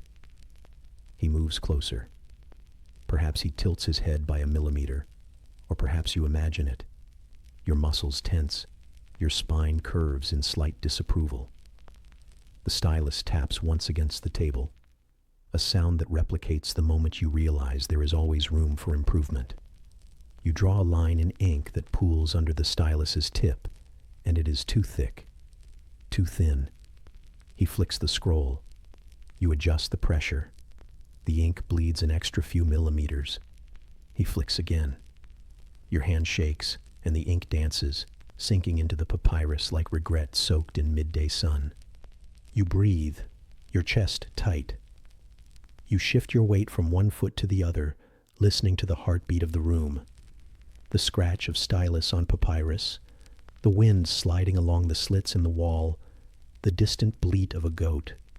Ivy, your goat, imagining the grass beyond these walls, unaffected by incompetence. She might be chewing on a blade of grass, perhaps wondering why humans fuss so much over curves and lines when the world is made of stone and sand. You return to the scroll with a slow resilience, moving line by line as though pushing each moment further toward dusk. The boss stops. You freeze, as though your shoulders have memory of every hour spent bending. He uncovers a new rule. Every stroke must begin in the summertime angle. He motions with a tiny shift of his finger over your scroll. You interpret the new rule into muscle tension. Your wrist changes its grip. Your eyes slide along the ink lines, redrawing them back into acceptable shape. The stylus slides again. Sweat beads on your forehead, salt pooling in tiny excavation sites amid the dust. Somewhere, beyond your awareness, your goat bleats. The sound is distant, but the memory is there. Freedom sounds like braying. He adjusts your work again. You shuffle the scroll an inch. He points an eyebrow at the spacing. You stretch your neck, biting the inside of your cheek against the urge to lash out or to crumble. Instead, your stylus pauses over a new line, the nib dripping. The ink settles into the fibrous surface of the papyrus, and you imagine it staining the very shape of your day. You breathe slowly. Each inhalation carries the faint sting of goat dung from outside, but also that elusive longing for freedom, for darkness beyond these walls. Your shoulder shifts under the new rule. Your elbow arches in a way he will like. But then he points your head. Turn it slightly more toward the scroll's edge as you write. It pulls at the muscles in your neck. Your hand trembles. The stylus stutters, tulip-shaped blotches forming in the scroll. You think of midday sun and how heat makes stones sigh open. You breathe, and the heat undoes your control. He flicks the scroll away. Another rule. Only half the width of the line may touch the edge of the scroll. He does not say this. He just stares.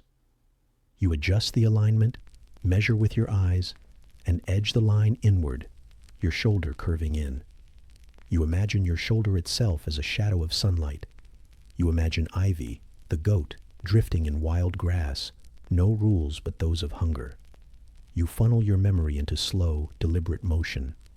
Time passes in silent waves, stretching your ability to hold still. Your bones shift into patterns carved by the stone desk. Your hips ache. The dust under your sandals stings. Your backbone creaks. You breathe. You inch forward in measured increments. The daylight shifts, elongating the strip of sun across the room. The boss moves closer again. You feel a command form in the atmosphere. Not too bright, not too dark, carved into invisible mud brick. You spill ink across a letter. You see the blotch. You feel regret seep under your nails. The boss pulls the scroll away and raises his hand. You press your lips together so they won't tremble. Your ear picks up faint noise, a goat's bray mixed with the creaking of timber shutters outside. He does not relent. He gives a nod that means she hasn't bleated eloquently enough. He hands you another scroll, another blank page of expectation. You take it without passion or hope. The stylus returns to your hand. He steps back. You exhale, but only just. A breath that sounds like half a sigh. You begin again, this time adjusting your posture and grip exactly as he has devised. Your wrist aches. You shift your weight. You wonder if the stylus carries traces of his power, splintered and cold. You think of Ivy grazing under water-stirred reeds, the rock of her world solid. You think of her alongside the goats that never fret over the placement of lines. You let the stylus slide slowly along the papyrus. Each line is a statement of your submission, each curve a reminder that the rules change and must be relearned. It is a quiet torture, a precision-shaped gauntlet. Your palms sweat. The odor is faint but sharp. The papyrus whispers under the stylus. Time slips in and out of that whisper loop. Past, present, future, collapsed into scribbles. The boss shifts again. Another adjustment. Your spine buckles a little more into his expectation. He moves off briefly. You look up at the slits. The light is narrower now, deep amber. Dust motes drift like lazy ghosts. A fly settles on your sleeve. It is small. It is patient. It leaves. Another lands on your paper, perched on the curve of a letter. You flick it off gently. No sudden motions, no dramatic gestures. The fly is persistent. It returns, crawling slowly across your lines, leaving microscopic paw prints of nuisance behind. Your boss returns. You feel his eyes on the paper. He lifts a finger but doesn't speak. The flick is soft. The fly is gone again. You think for a moment, is this day going to be measured in flicks, spacings, angles, or surviving long enough to hear the courtyard echo with the call to midday rest? Another rule forms in that silent inhale of scrutiny. He wants the lines more curved at end-of-word flourishes, longer tails, richer shading at the start of sentences. You push your arm into a new position. A muscle pops in your shoulder. Pain uncoils along your neck. You swallow it to keep your jaw from trembling. You think of the goat's shaggy coat shimmering in early light. You think of dusk, the hush after the sun sets, when the air cools enough that walls don't suffocate you. Your stylus traces the curve. The papyrus sighs. The daylight moves past the slit onto a blank wall. The room is golden. Dust trembles in the light. You breathe. You continue. Time dissolves. The boss departs. No statement, no announcement, just absence. You lean forward to rest a palm on your desk, rub the ache in your shoulder. It's a fine moment of stillness in a day built on movement. The stylus stands upright in a pot. Ink is pooled in its base, half dried. You imagine using that ink to draw a door on the wall and stepping through it. You imagine yourself with two eyes open, one eye resting, one eye watchful of stylus, one eye on the goat and the open sky. Your hand drifts across the last stroke you made. The line looks straight enough, curved enough, aligned with the invisible edge of the scroll. Sufficient. It holds. The room hums with the praise of absence. The rule has been followed, or at least not obviously broken. You breathe, drawing air through dusty channels of memory, feeling the shift from tension to tremor along your spine. Your boss returns, steps into the slit of light. He glances at the final line. You cannot hear his breath. You can only sense the weight of his satisfaction. He nods once, small, enough. He steps away. The sunlight recedes as he crosses the room. The slits darken. Dust sinks. The room exhales. You set the stylus down softly, hands trembling with exhaustion. Not pain, but the fatigue born of constant correction. You rise slowly. The stones underfoot feel cool even under your hot feet. You notice the whisper of the courtyard wind pushing through slits, an invitation to the outside, though it is as hot and relentless as the day's rules. You cough, dust filling your throat. You breathe it down. Nothing but endurance remains. You exit into the courtyard. The goat brays once, as though checking if you have returned. You don't answer. You step toward the shade by the wall. You reach for your woven mat, spread it gently on the cooler stones. You sit and press the scroll into your lap, the papyrus soft against your knees. You close your eyes for a moment and lean your head back to the stone wall. You feel the weight of the day, the rules weighed onto your shoulders and bones. You sigh. Daylight filters in. The sun stands unrepentant. The courtyard remains silent, save for the distant bray of goat and the occasional flutter of pigeons passing overhead. A bead of sweat traces down your temple, and you let it fall. You breathe. Tomorrow the rules will change again. You survive because the stones do not break, and neither do you. The goat brays again, a low hum meant to remind you that you are still here to hear it. You step away from the rigid discipline of yesterday's lesson in invisible rules, the courtyard heat already pressing against your skin like a damp blanket, and find yourself drifting through the narrow lane that leads toward the workshop courtyard. The air inside feels familiar, but your muscles still tense in anticipation, that taut readiness stirred by too many mornings spent under scrutinizing eyes. Still, today carries a different weight. Today, you will encounter something not crafted by your boss's meticulous mandates, something that lives and breathes and casts its own kind of scrutiny. Your sandals press into sun-warmed sand, each grain a minute massage underfoot, reminding you that nothing here is cushioned. You navigate the thin alleyway, past the scuffed door where the goat, your companion in silent defiance, bleats and shifts her weight, half hidden behind woven reeds. She glances at you with calm amusement, as though she knows exactly what you're headed toward, even though you don't. Your steps echo off the mud brick walls, which hold on to heat in a way that makes the coolness peel away from your skin as soon as you rear it. You round the corner and enter the workshop courtyard. The midday light splits across the floor in silent geometry, illuminating dust particles in lazy suspension, as though the world has paused to watch. And there, in that shifting haze of heat and light, you see it. A cat, slender and poised, stretched out atop a fallen column shaft, whose surface has been polished by centuries of wind. This creature carries stillness like a cloak, the regal ease of someone entirely in control of their body and the space they occupy.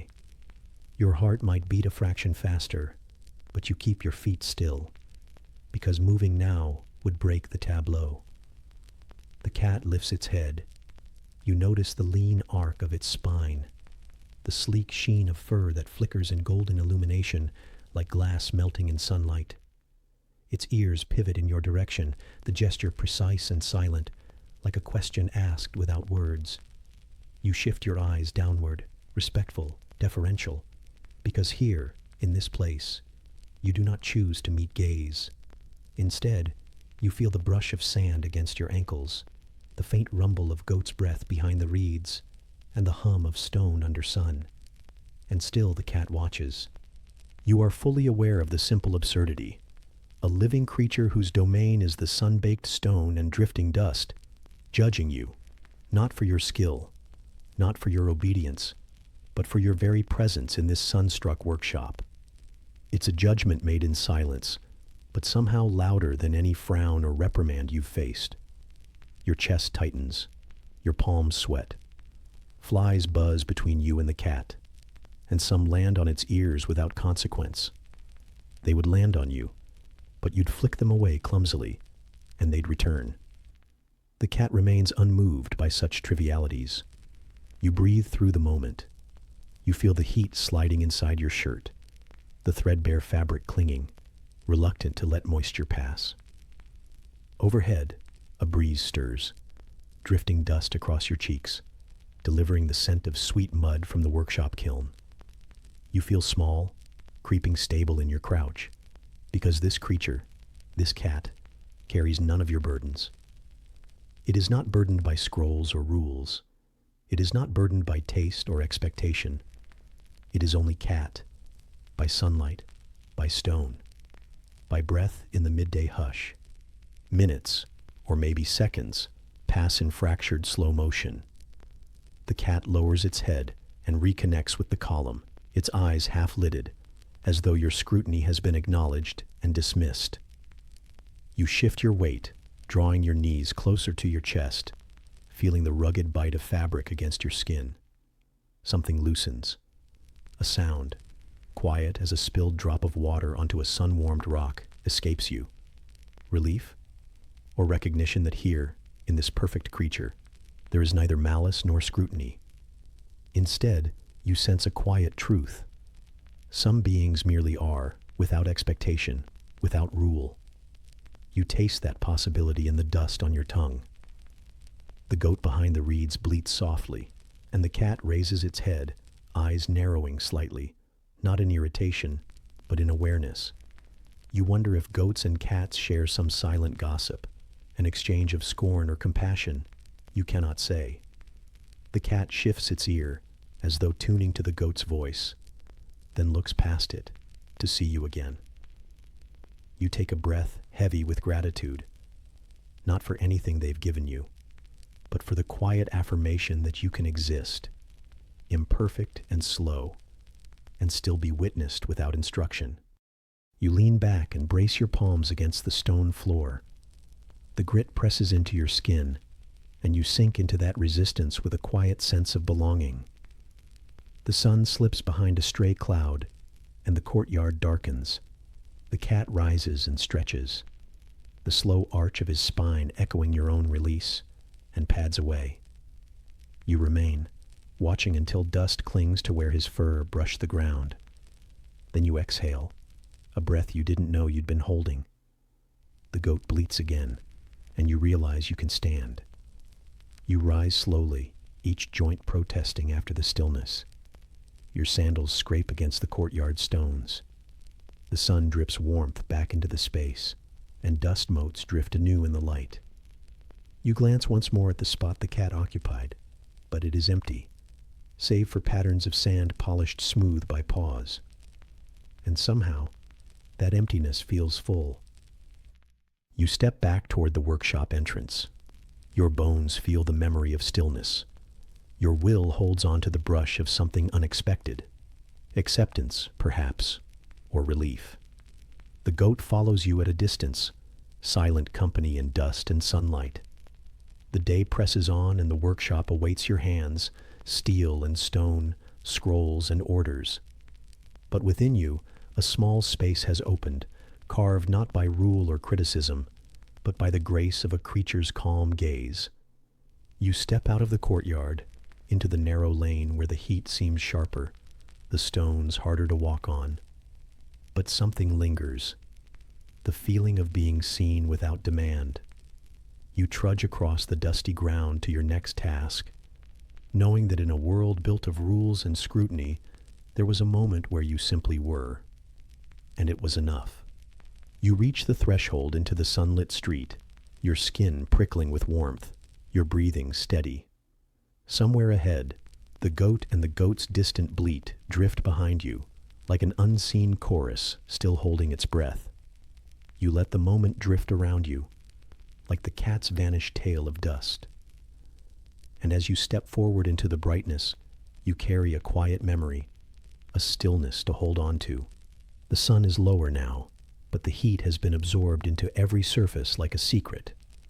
The walls breathe warmth long after the light has dimmed, and the thatched roof above your head hums with the memory of noon.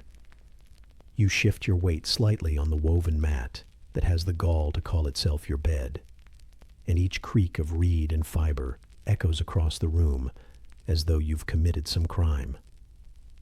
You haven't moved much, and yet everything seems to notice. The mat, the air, your sister's sigh from 2 breaths away. There is no such thing as silence here, just a rearrangement of noises pretending not to be conversation.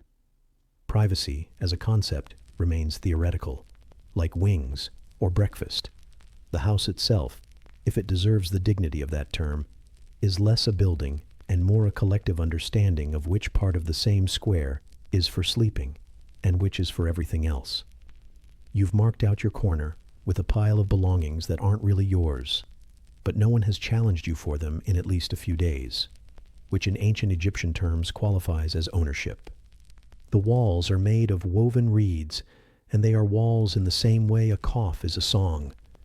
They ripple slightly when someone brushes against them, not just the people inside your house, but your neighbors. You can hear them now, through the sagging weave. Someone is sneezing on the other side, and someone else is humming a song about dates and donkeys, and a man named Haru, who owed too many people too many things. The story is well known. The donkey has become metaphorical.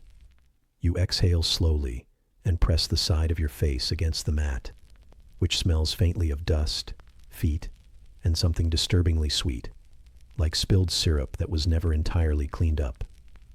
It's the sort of scent that makes you nostalgic for things that never happened, like bathing alone.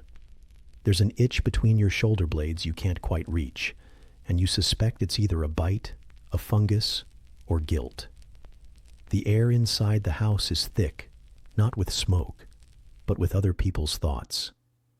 You can almost hear them thinking, grumbling, adjusting themselves, whispering about fish prices and the neighbor's weird cousin who keeps losing sandals. No one's saying anything directly to you, but that doesn't stop you from feeling like the entire village is looking in your direction, even when they aren't. You try to shift your body under the linen scrap that poses as a blanket, but your elbow hits someone else's foot, and a grunt ripples through the shared sleep space. You freeze, not out of fear. You're used to being scolded for existing, but out of exhaustion. Apologizing would require energy, and you don't have enough stored from your turnip and bread crust dinner. You glance toward the reed door, which doesn't close. It only leans. There's a gap at the bottom that allows in the occasional breeze, as well as mice, and the one very determined frog that has returned 4 nights in a row. You've stopped trying to chase it out. It seems just as bewildered by your living conditions as you are. Privacy does not exist outdoors either. You know this because you tried. Just before sunset, in an act of pure desperation, you wandered to the edge of the field where the reeds are taller and vaguely suggestive of solitude. You had hoped for a moment to scratch in peace, or perhaps to mutter to yourself without being interpreted. But even there, a neighbor passed by with a suspiciously large jug and asked what you were doing. You didn't answer, mostly because you were too tired to invent a lie that didn't involve crying. Your sister later informed you that you were seen loitering in the reeds, which has now become part of the household gossip cycle. You are apparently now the one who seeks spiritual guidance from insects. That isn't exactly wrong. The privy is also not private. It's a hole surrounded by reeds that are too short to shield anything meaningful, and the concept of locking a door has not yet occurred to anyone. The last time you visited, a neighbor walked by and offered you a stale fig. You didn't accept it, but now everyone claims you did. The fig has become legend. A song may follow. Inside, the bed mat is now shared with at least 2 siblings and 1 possibly dead beetle. The beetle may in fact be sleeping. You haven't poked it to check. It's hard to tell the difference between death and naps here. Both involve stillness, sighing, and an air of surrender. Your brother, who speaks only in shrugs, has taken up more than his share of the mat again. He has an uncanny talent for expanding while asleep, like dough. You nudge him gently, which does nothing, and then more firmly, which causes him to roll directly onto your arm. You accept this as a form of apology. You briefly consider crawling outside to sleep under the stars, but the last time you did that, you woke up with sand in your ears, ants in your hair, and a fresh appreciation for roofs. The stars are lovely, but they don't care if you have back pain, nor do they keep the mosquitoes away. Nothing does. They feast with a discipline you can only admire from afar. You think fondly of privacy as a concept, something you've read about in myths, like winged lions or functioning irrigation. You imagine what it would feel like to sit alone for 1 uninterrupted hour, with no comments, no coughing, no shared body heat. Just a single moment where your thoughts belong solely to you and not to the echoing chamber of a family who treats you like a combination of extra blanket and scapegoat. The goat, by the way, also lives inside. She is not supposed to, but she gets cold easily and has learned that bleeding at a high enough pitch eventually wins her entrance. You suspect she has better instincts than you.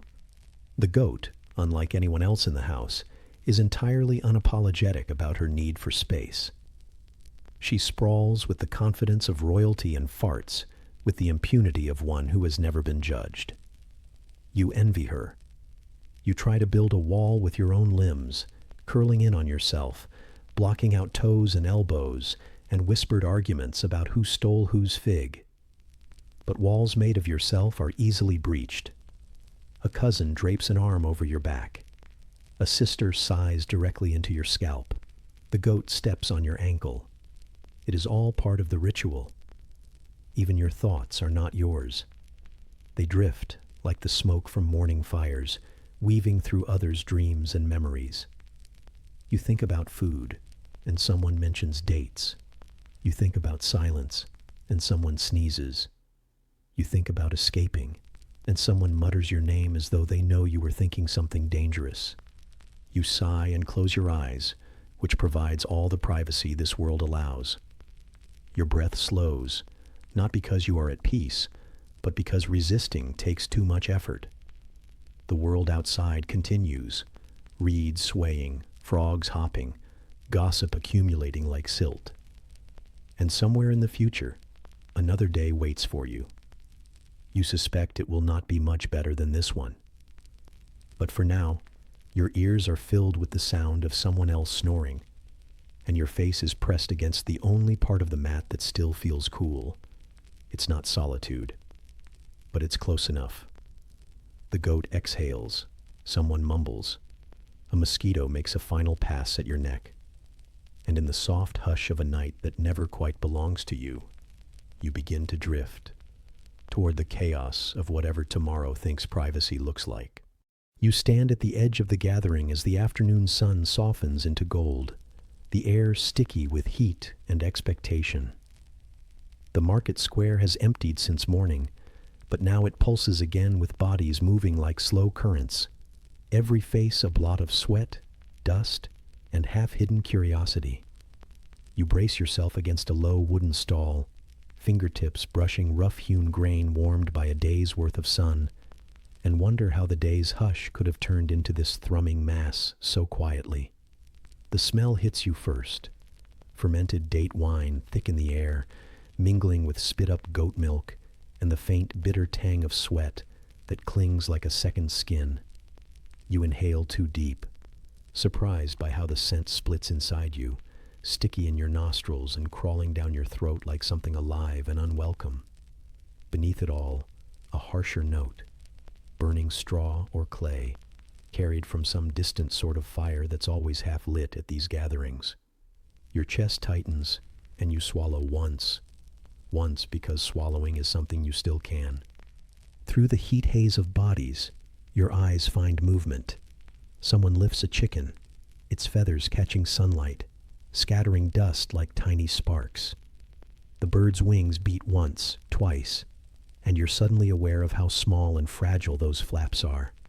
Straps of muscle against a void, a reminder of everything you carry with you. Fragility, hunger, that subtle ache behind your collarbone that never quite leaves no matter how many days you wait for the work to end. You move, not quickly, this is not the time for haste, but deliberately, guiding your weight forward, footstep after dusty footstep, past pottery jars that glint in the failing light and baskets of bruised figs that look almost edible, their sweet fuzz offering something your stomach hasn't tasted in days. You reach to prod one, and your fingers stick briefly to the skin, sticky and sweet and slightly squishy, like the promise of something you can't afford. The crowd presses in subtle waves. A group crosses your path, backsides brushing, skirts rustling.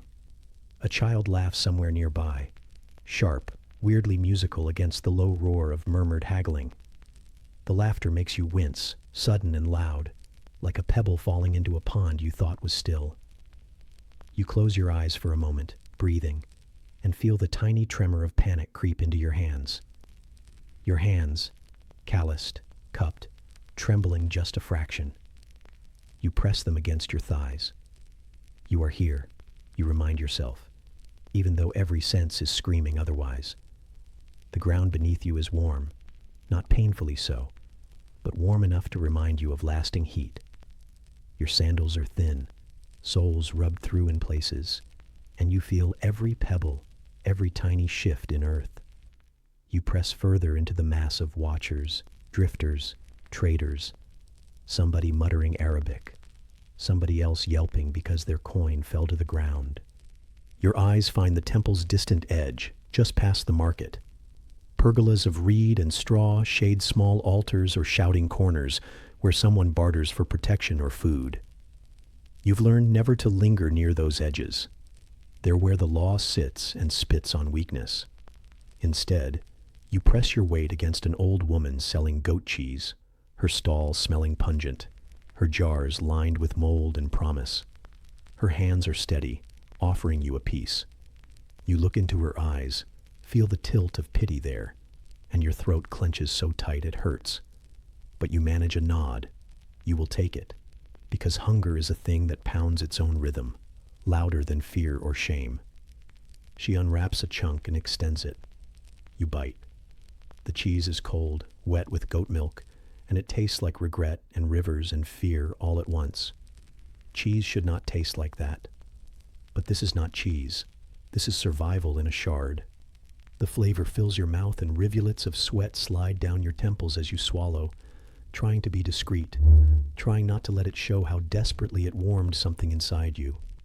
You step away from the stall, piece grazing your tongue still, eyes skimming the crowd. A man shouts something. It's too late to catch it, but the sharpness sets your jaw on edge. Nearby, a chicken lands with a thud at someone else's feet, thrashing. Feet shuffle, curses follow, something breaks, a plate, a jar. A child cries. Your heart echoes each ricochet until your ribs feel bruised from the inside. You inhale. You remind yourself, you came here to survive. You eat, you breathe, you continue. Another vendor, a sun-weathered woman with dark skin like baked brick, tips a pot of something shimmering in the final light. You can't tell what it is. That gold light setting into the pot hides everything. But when she offers you a spoon, you take it. You taste half-digested grains drifting in warm water, the soup heavy, comforting in its simplicity. The flavor isn't fine or sweet. It's warm and raw. You feel it gather in your belly, pressing outward. You lean on the stall, savoring the weight of something solid inside you, as the market hum continues around. You are reminded of the goat that follows you from dawn, trailing behind as if it knows where your path leads, and the small goat mutters in your mind, reminding you that this place will crush you if you let it. But here in this bubble of half-lit chaos and barter, you survive for a breath longer. And then, someone spills date wine on your sandals.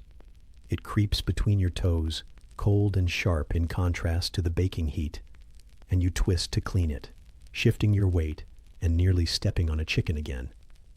A woman scolds you, discreetly, and the sound washes over you like a wave. You kneel fast, pressing your fingers to the sand-studded cloth, brushing off dried wine in distracted swipes. You glance up and see her eyes, heavy lids, glare softened by age, and you taste something fragile in your chest that wants to apologize. But apology isn't currency here. The world moves, and you tuck that feeling away somewhere between the sweat and the sand. The day wanes. You feel it in the temperature, turning from blistering to bearable, but the market's pulse only grows stronger. Music starts, drums shallow and rapid, flutes high and thin. The sound travels across the stalls, stirring something in the crowd. You press back, away from the flurry, to the outer ring where edges are dull and the air is less thick. You invite the sound rather than the smell now, as if rhythm could mask the rest. You close your eyes for a moment and let the beat roll through you, vibrations traveling along your spine, stopping when they reach your toes. Somewhere behind you, a jar breaks. You feel it more than hear it, that sharp gap in the flow of people. You open your eyes. Shards glitter at your feet, catching the last gold of the sun. A child steps around them. You step around them. Day becomes dusk, becomes memory, becomes ache. You shift again, slightly closer to home. though home feels like an idea just out of reach. The goat mutters again, and you nearly laugh because you can see it nibbling at a straw mat somewhere behind you. But laughter costs nothing here, and so it spills out, soft and stranger than you expected. You allow it to drift around your edges, a torn thing unbidden, and then you still it. There's no place for it. Funerals tomorrow, bargains tomorrow, death tomorrow. But for a moment, you tasted something other than fear or hunger. The sun dips below clay roof lines. Torches are lit. Shadows stretch. You sense the torchlight blooming across stalls, flickering like wounded fireflies. The market is no longer a market. It is half glimmer, half night. You wipe your hands on your skirt, brushing off crumbs and sand, and the fabric clings damply to your skin. Your limbs feel heavier, the day's weight sinking into your bones. You take a final step away from the square, and you notice how every sound changes as you leave. The throbbing drums become distant. The laughter becomes softer. The shuffle becomes faint. You're moving, slowly, back toward the reed huts and clay walls that hold isolation and heat and something resembling rest. You are not safe yet. You know that instinctively. But here, just now, you are changed, worn thinner by the day, but still whole enough to breathe, to taste, to be someone in this chaos. You step between reed walls, the path rough beneath your feet. The air is cooler here, though no less heavy with history and sweat and the promise of tomorrow's sun. You pause, run your fingers against the woven reeds, feeling their fibrous grit, their chewy resilience. These walls hold more than you do. They hold memory, survival, insistence.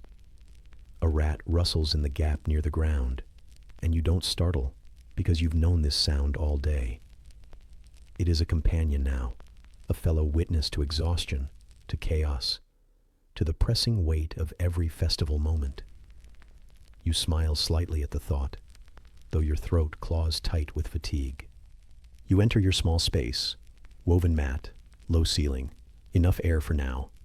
You sit and press your hands to the mat's edge, feeling each strand, each fray. You lean forward until your forehead brushes the rough weave, and breathe. In, out, slow. Breathe. And as the ritual beat of the square fades to a low hum in your head, and the dirt clings in your nostrils like a reminder of today, you let the night come. The market's chaos remains out there, but here, the air feels silent enough for dreams, or rest, or emptiness, or whatever comes next. The reed mat beneath you coughs out dust as you shift, the fibers whispering under your weight like a soft complaint. Outside, the night deepens, and the torchlight has burned low. Smoke coils around the clay walls of nearby huts, scenting the air with campfire and ember. You inhale that faint tang, and it aches something primal in you, something of home and hunger, and the ache of belonging. But here, stillness presses too. The festival's crescendo has receded into the background, leaving only its residue, the echo of drums in your chest, the stickiness of spilled wine between your toes, the taste of goat cheese soft and persistent on your tongue. You shift again, dragging your fingers across the mat until they fall to the cool ground. Each strand is a bridge to everything you've survived today. The burnt scent of goat, the weight of fig juice trickling into your sandals' leather, the scalding midday sun that left your arms feeling baked like parchment. Those sensations linger, etched into your nerves, refusing to let you forget. But here, kneeling on this mat, pressed low beneath the hush of night, they soften, becoming gentle knowledge rather than raw memory. A breeze slips through a gap in the reed walls, the slightest whisper, but enough to remind you that the desert doesn't sleep. The temperature falls. Your skin tightens as the heat drains out of you, leaving goose flesh wandering over arms and neck like timid creatures in the dark. Without realizing it, you've drawn your knees closer, as if by making yourself smaller, you could hold on to the warmth the festival left behind. Your breath drifts in and out, echoing the pulse of the market's lull. You let your mind drift back through the day, raised voices bartering for fish, the bump of crowded bodies in narrow lanes, the squawk of a chicken freed from sail and hurtling toward nowhere. You recall the moment when the pot clinked on drumming sticks, and how you flinched even though your ears were ready for it. The festival was a celebration, yes, but these were not your songs. They were the songs of survival, played too loud for too long. You are still inside, but you are floating away. A dry click near the edge of your vision, some reed strand dislodged by the breeze. You blink. Shadow shifts, small and deliberate. Maybe a lizard, hunting. Perhaps the desert's silent ambassador. The room is so dim that you cannot tell, but you sense its presence. You hold your breath, half expecting it to vanish. It doesn't. The reed flicks again, and there is a silence that fills the space louder than the festival. You imagine the lizard, tiny, patient, waiting for its chance. And in its stillness, you find your own. Small, unremarkable, necessary. You lean back and rest your spine against the reed wall. Your sandals, sticky with wine and sand, lie discarded to one side. You reach out and touch one, the leather cracked and worn at the toe. It is yours, wood hardened by the river stones, patched by your hands after last week's tear. It is modest and broken, and yet it carried you through all that light and noise. You press your palm to the side of it, soft traces of feet and dust and walking and survival, and it comforts you like a crumbling lullaby. The distant sound of water, drip from the vessel outside, or perhaps the desert's shifting breath, seeps through the night air. You imagine the Nile, resting under moonlight too faint to see. You taste its distant salt, remember how it drenched the world in winter and boiled it in summer. Now it is distant, but still singing in your bones. The festival's closing drum thumps once more, far off and final. You haven't noticed when the flame in the torches flickered to nothing, leaving only faint glow from embers. But it has. The crowd has thinned. The voices have dulled. Even the goat vendors have packed away their wares, and their feet are heavy on the clay again, heading home through narrow paths. The market is no more than a memory, and you are left here, alone, but for draft and dust and memory. A single star, distant, high, gnaws softly at the darkness. You trace its flicker with your mind, slow, deliberate. You think of tomorrow's sun and the day you will endure again. More labor, more dust, more crowded lanes with shouting merchants and tricky bargains. But here now, under that single star, you are absolved of all that. You are allowed to just be small and quiet and tired. You are allowed the ache.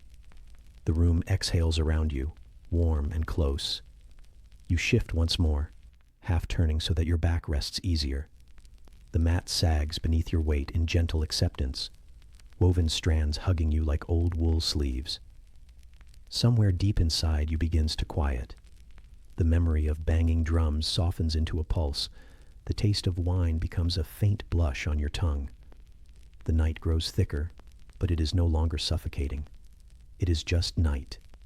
You close your eyes, reluctant, but yielding to the weight behind your lids. Your breath bridges the gap between the festival's end and your next awakening.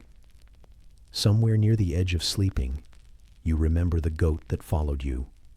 No longer herd-bound, but companion in the dust, a soft presence in your mind. You feel it shift beside you, pressing close, then gone. The noise of the festival is now a sixth sense, not heard, but felt, far away. A rumble under your skin, a promise that the world continues, a promise you will walk it again tomorrow. You gather the last threads of wakefulness and tuck them into memory's pocket, alongside dust and goat breath and wine-soaked sandals. You breathe once more, low and steady. The reed walls press in, the sand tickles through the gaps, the night smiles. Sleep comes, and you feel it settling around you, as soft as a whisper, as distant as that lone star fading into dawn. In the hush between heartbeats, the festival's drum is gone, and you rest beneath the stillness, waiting for the dawn that never asked you to celebrate. You rise as the horizon shifts, a smeared brush of pale gold across the edge of clay horizons. The night retreats, from torches long snuffed to the soft aftermath of embers, and against that breath of daylight, you feel the tug of your own persistence. Day 20, in a world that forgets you might not belong. The mat under your limbs is rough, the woven reeds still stiff with desert nights, and every muscle murmurs its memory of yesterday's ache. Your eyelids stretch open slowly, as if each weight must be coaxed away one grain at a time. You push yourself upward. Sand scrapes at the fabric of your skin under the thin cloth that passed for a tunic, and the sensation is immediate. Every particle a reminder that you do still exist, still endure. There is no relief in the sound, just the low rumble of dawn settling into the house of reeds. A neighbor's cough slides through the wall. A goat rustles its harness outside, perhaps anticipating the day's first scraps. You shift, pressing your cheek to the reed mat, feeling its warmth where the earth's heat sunk through last night. Even in half-light, every fiber is vivid. Every scratch, rough edge, prick of splintered reed tells a fragment of experience, and you admit, silently, that you are here. The day is beginning again. The sun's approach is quiet, but it will soon become noise. Heat arriving like a train, enveloping your shoulders, burning painfully through the moisture you thought you'd carry, straight through the afternoon. You rise to meet it, stepping to the doorway. The early breeze is dry, almost kind, brushing loose hair against your neck, carrying the smell of baked earth and scavenged bread. A cat, someone's sacred pet from yesterday, slips away from the corner of the yard, ignoring you utterly. It was divine once. Now it is dust and muscle. Still, the feeling of its dismissal remains, a soft echo on your skin. You pull down your sandals with effort today, leather stiff, small sandstorms caught in the seams. The things you helped raise, drums, goats, baskets, feel heavy once more, replacing last night's dream with waking burden. You haven't slept well. You heard wheels in the distance, the river's hum, the scratch of rats beneath the eaves. Yet here you are, still breathing. Breakfast is a dry scrap of coarse bread, crumbs scattered in your lap, and a cup of warmed beer meant to pass as porridge. It tastes of yesterday, not enough to fill you, but enough to steady your stomach. You lift it to your lips, and it burns slightly, somewhere between relief and scolding. You swallow. You remain. You trudge outside. The sun brings movement, merchants assembling, tails of donkeys rising from the ground, flies catching the morning light in their wings. You feel them land on your ankle, your forearm, your face. A swat, vague and half-hearted. They linger regardless. They are persistent. So are you. You walk to your post, whatever it happened to be today, looking for direction. There's no one to guide you, only shadows anchoring themselves to mud brick walls and the breeze between reeds. The goat from last night is nearby, nibbling leftover palm fronds. It glances at you, curious or hungry, and returns to chewing. A moment of recognition. Animals endure too, in their own way. You watch its jaw work, the way the frond rattles between its teeth, and you almost envy the simplicity of that motion. Yet you return to your task. It may be hauling clay, shifting stone, mending baskets, tending embers to keep soup from curdling in the midday glare. Each job begins and ends in heat that sticks to every breath. Each breath is rough, like dust scraping down your throat. You feel the particles settle there, gathering like a stain, but you swallow them anyway. Your skin glistens, the dust caked against sweat forming a second layer of skin, one you can neither scrub away nor shrug off. Your sleeve clings to the curve of your shoulder, damp and abrasive. You scratch at it, then press it flat again. the way someone might smooth furrows from a sand dune. There is no comfort, only routine. You move your hands in a pattern you've already forgotten the origin of, soothing yourself against the rising impatience of sun and labor. There is a rhythm here too, and you find yourself syncing with it, even when your bones would rather stay still. Lunch approaches, or what passes for it. A chunk of goat cheese rubbed across stale bread, the rind grimy and bitter. You chew it slowly, deliberately ignoring the woolen remnant caught in the rind, caring little whether it was intentional or accident. You're not nauseous. You've long ago adapted your expectations downward. You swallow and schedule your breath. You remain. A breeze arrives late, distilled from the river's pool and scented sharp with fish and green algae.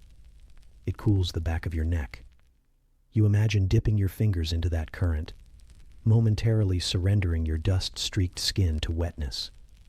A wish, so tiny, but it flickers hopefully. But there is no time. There is only work. You're watching for midday. You've learned to watch for it since the sun feels like an oven's door opening wide.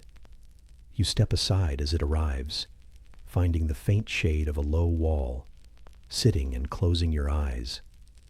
The warmth seeps into closed lids, and your body lets go of some tension.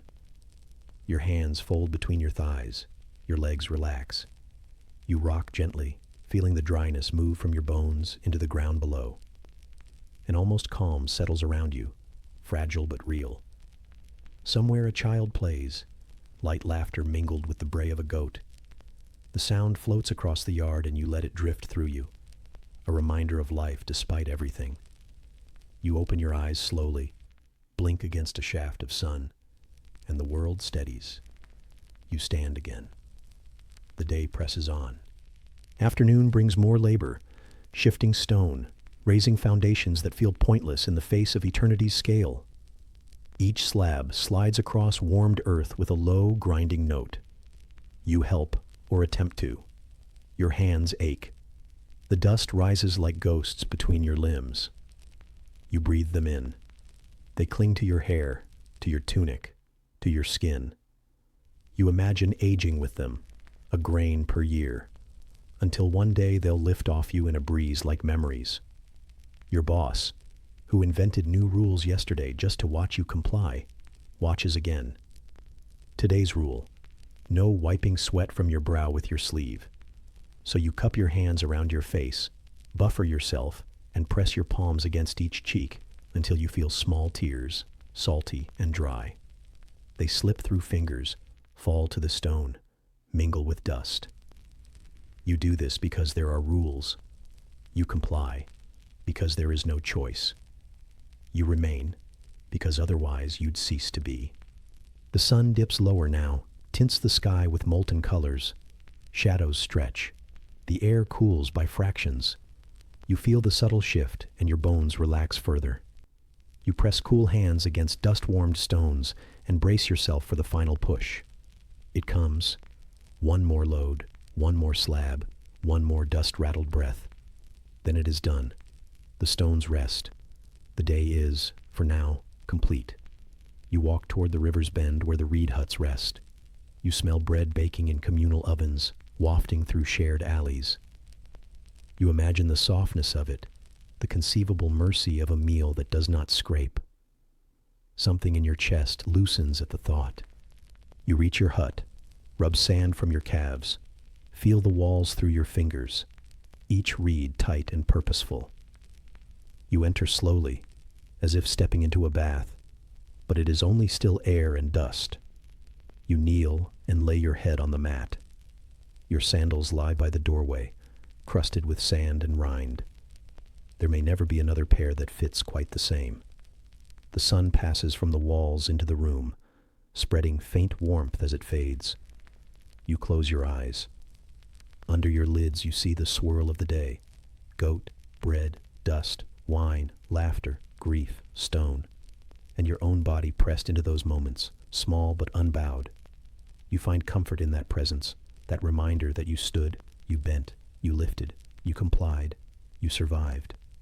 Your breath slows. The reed walls whisper again. Somewhere beyond them a rat sifts, a goat sighs, a neighbor shifts in waking. The world intrudes softly, not loud, not insistent. It is simply there. Your mind drifts down the river of forgetting. The day's textures dissolve, dust into dreams, stone into fragments, goat into memory. Night settles with grace around your shoulders. You draw in a final breath, low and even, and as you exhale, you let the final crumbs of wakefulness fall away. You survived, barely, but you exist. And now, in this hushed moment, you slip beneath the next dawn, bearing your scars like threads in woven reed, heavy with sunburn and bad decisions, but still breathing. Sleep carries you away, quiet and undeniable. The flaps of your mat stir, the breath of night deepens, and somewhere beyond this room tomorrow waits. For now, sleep.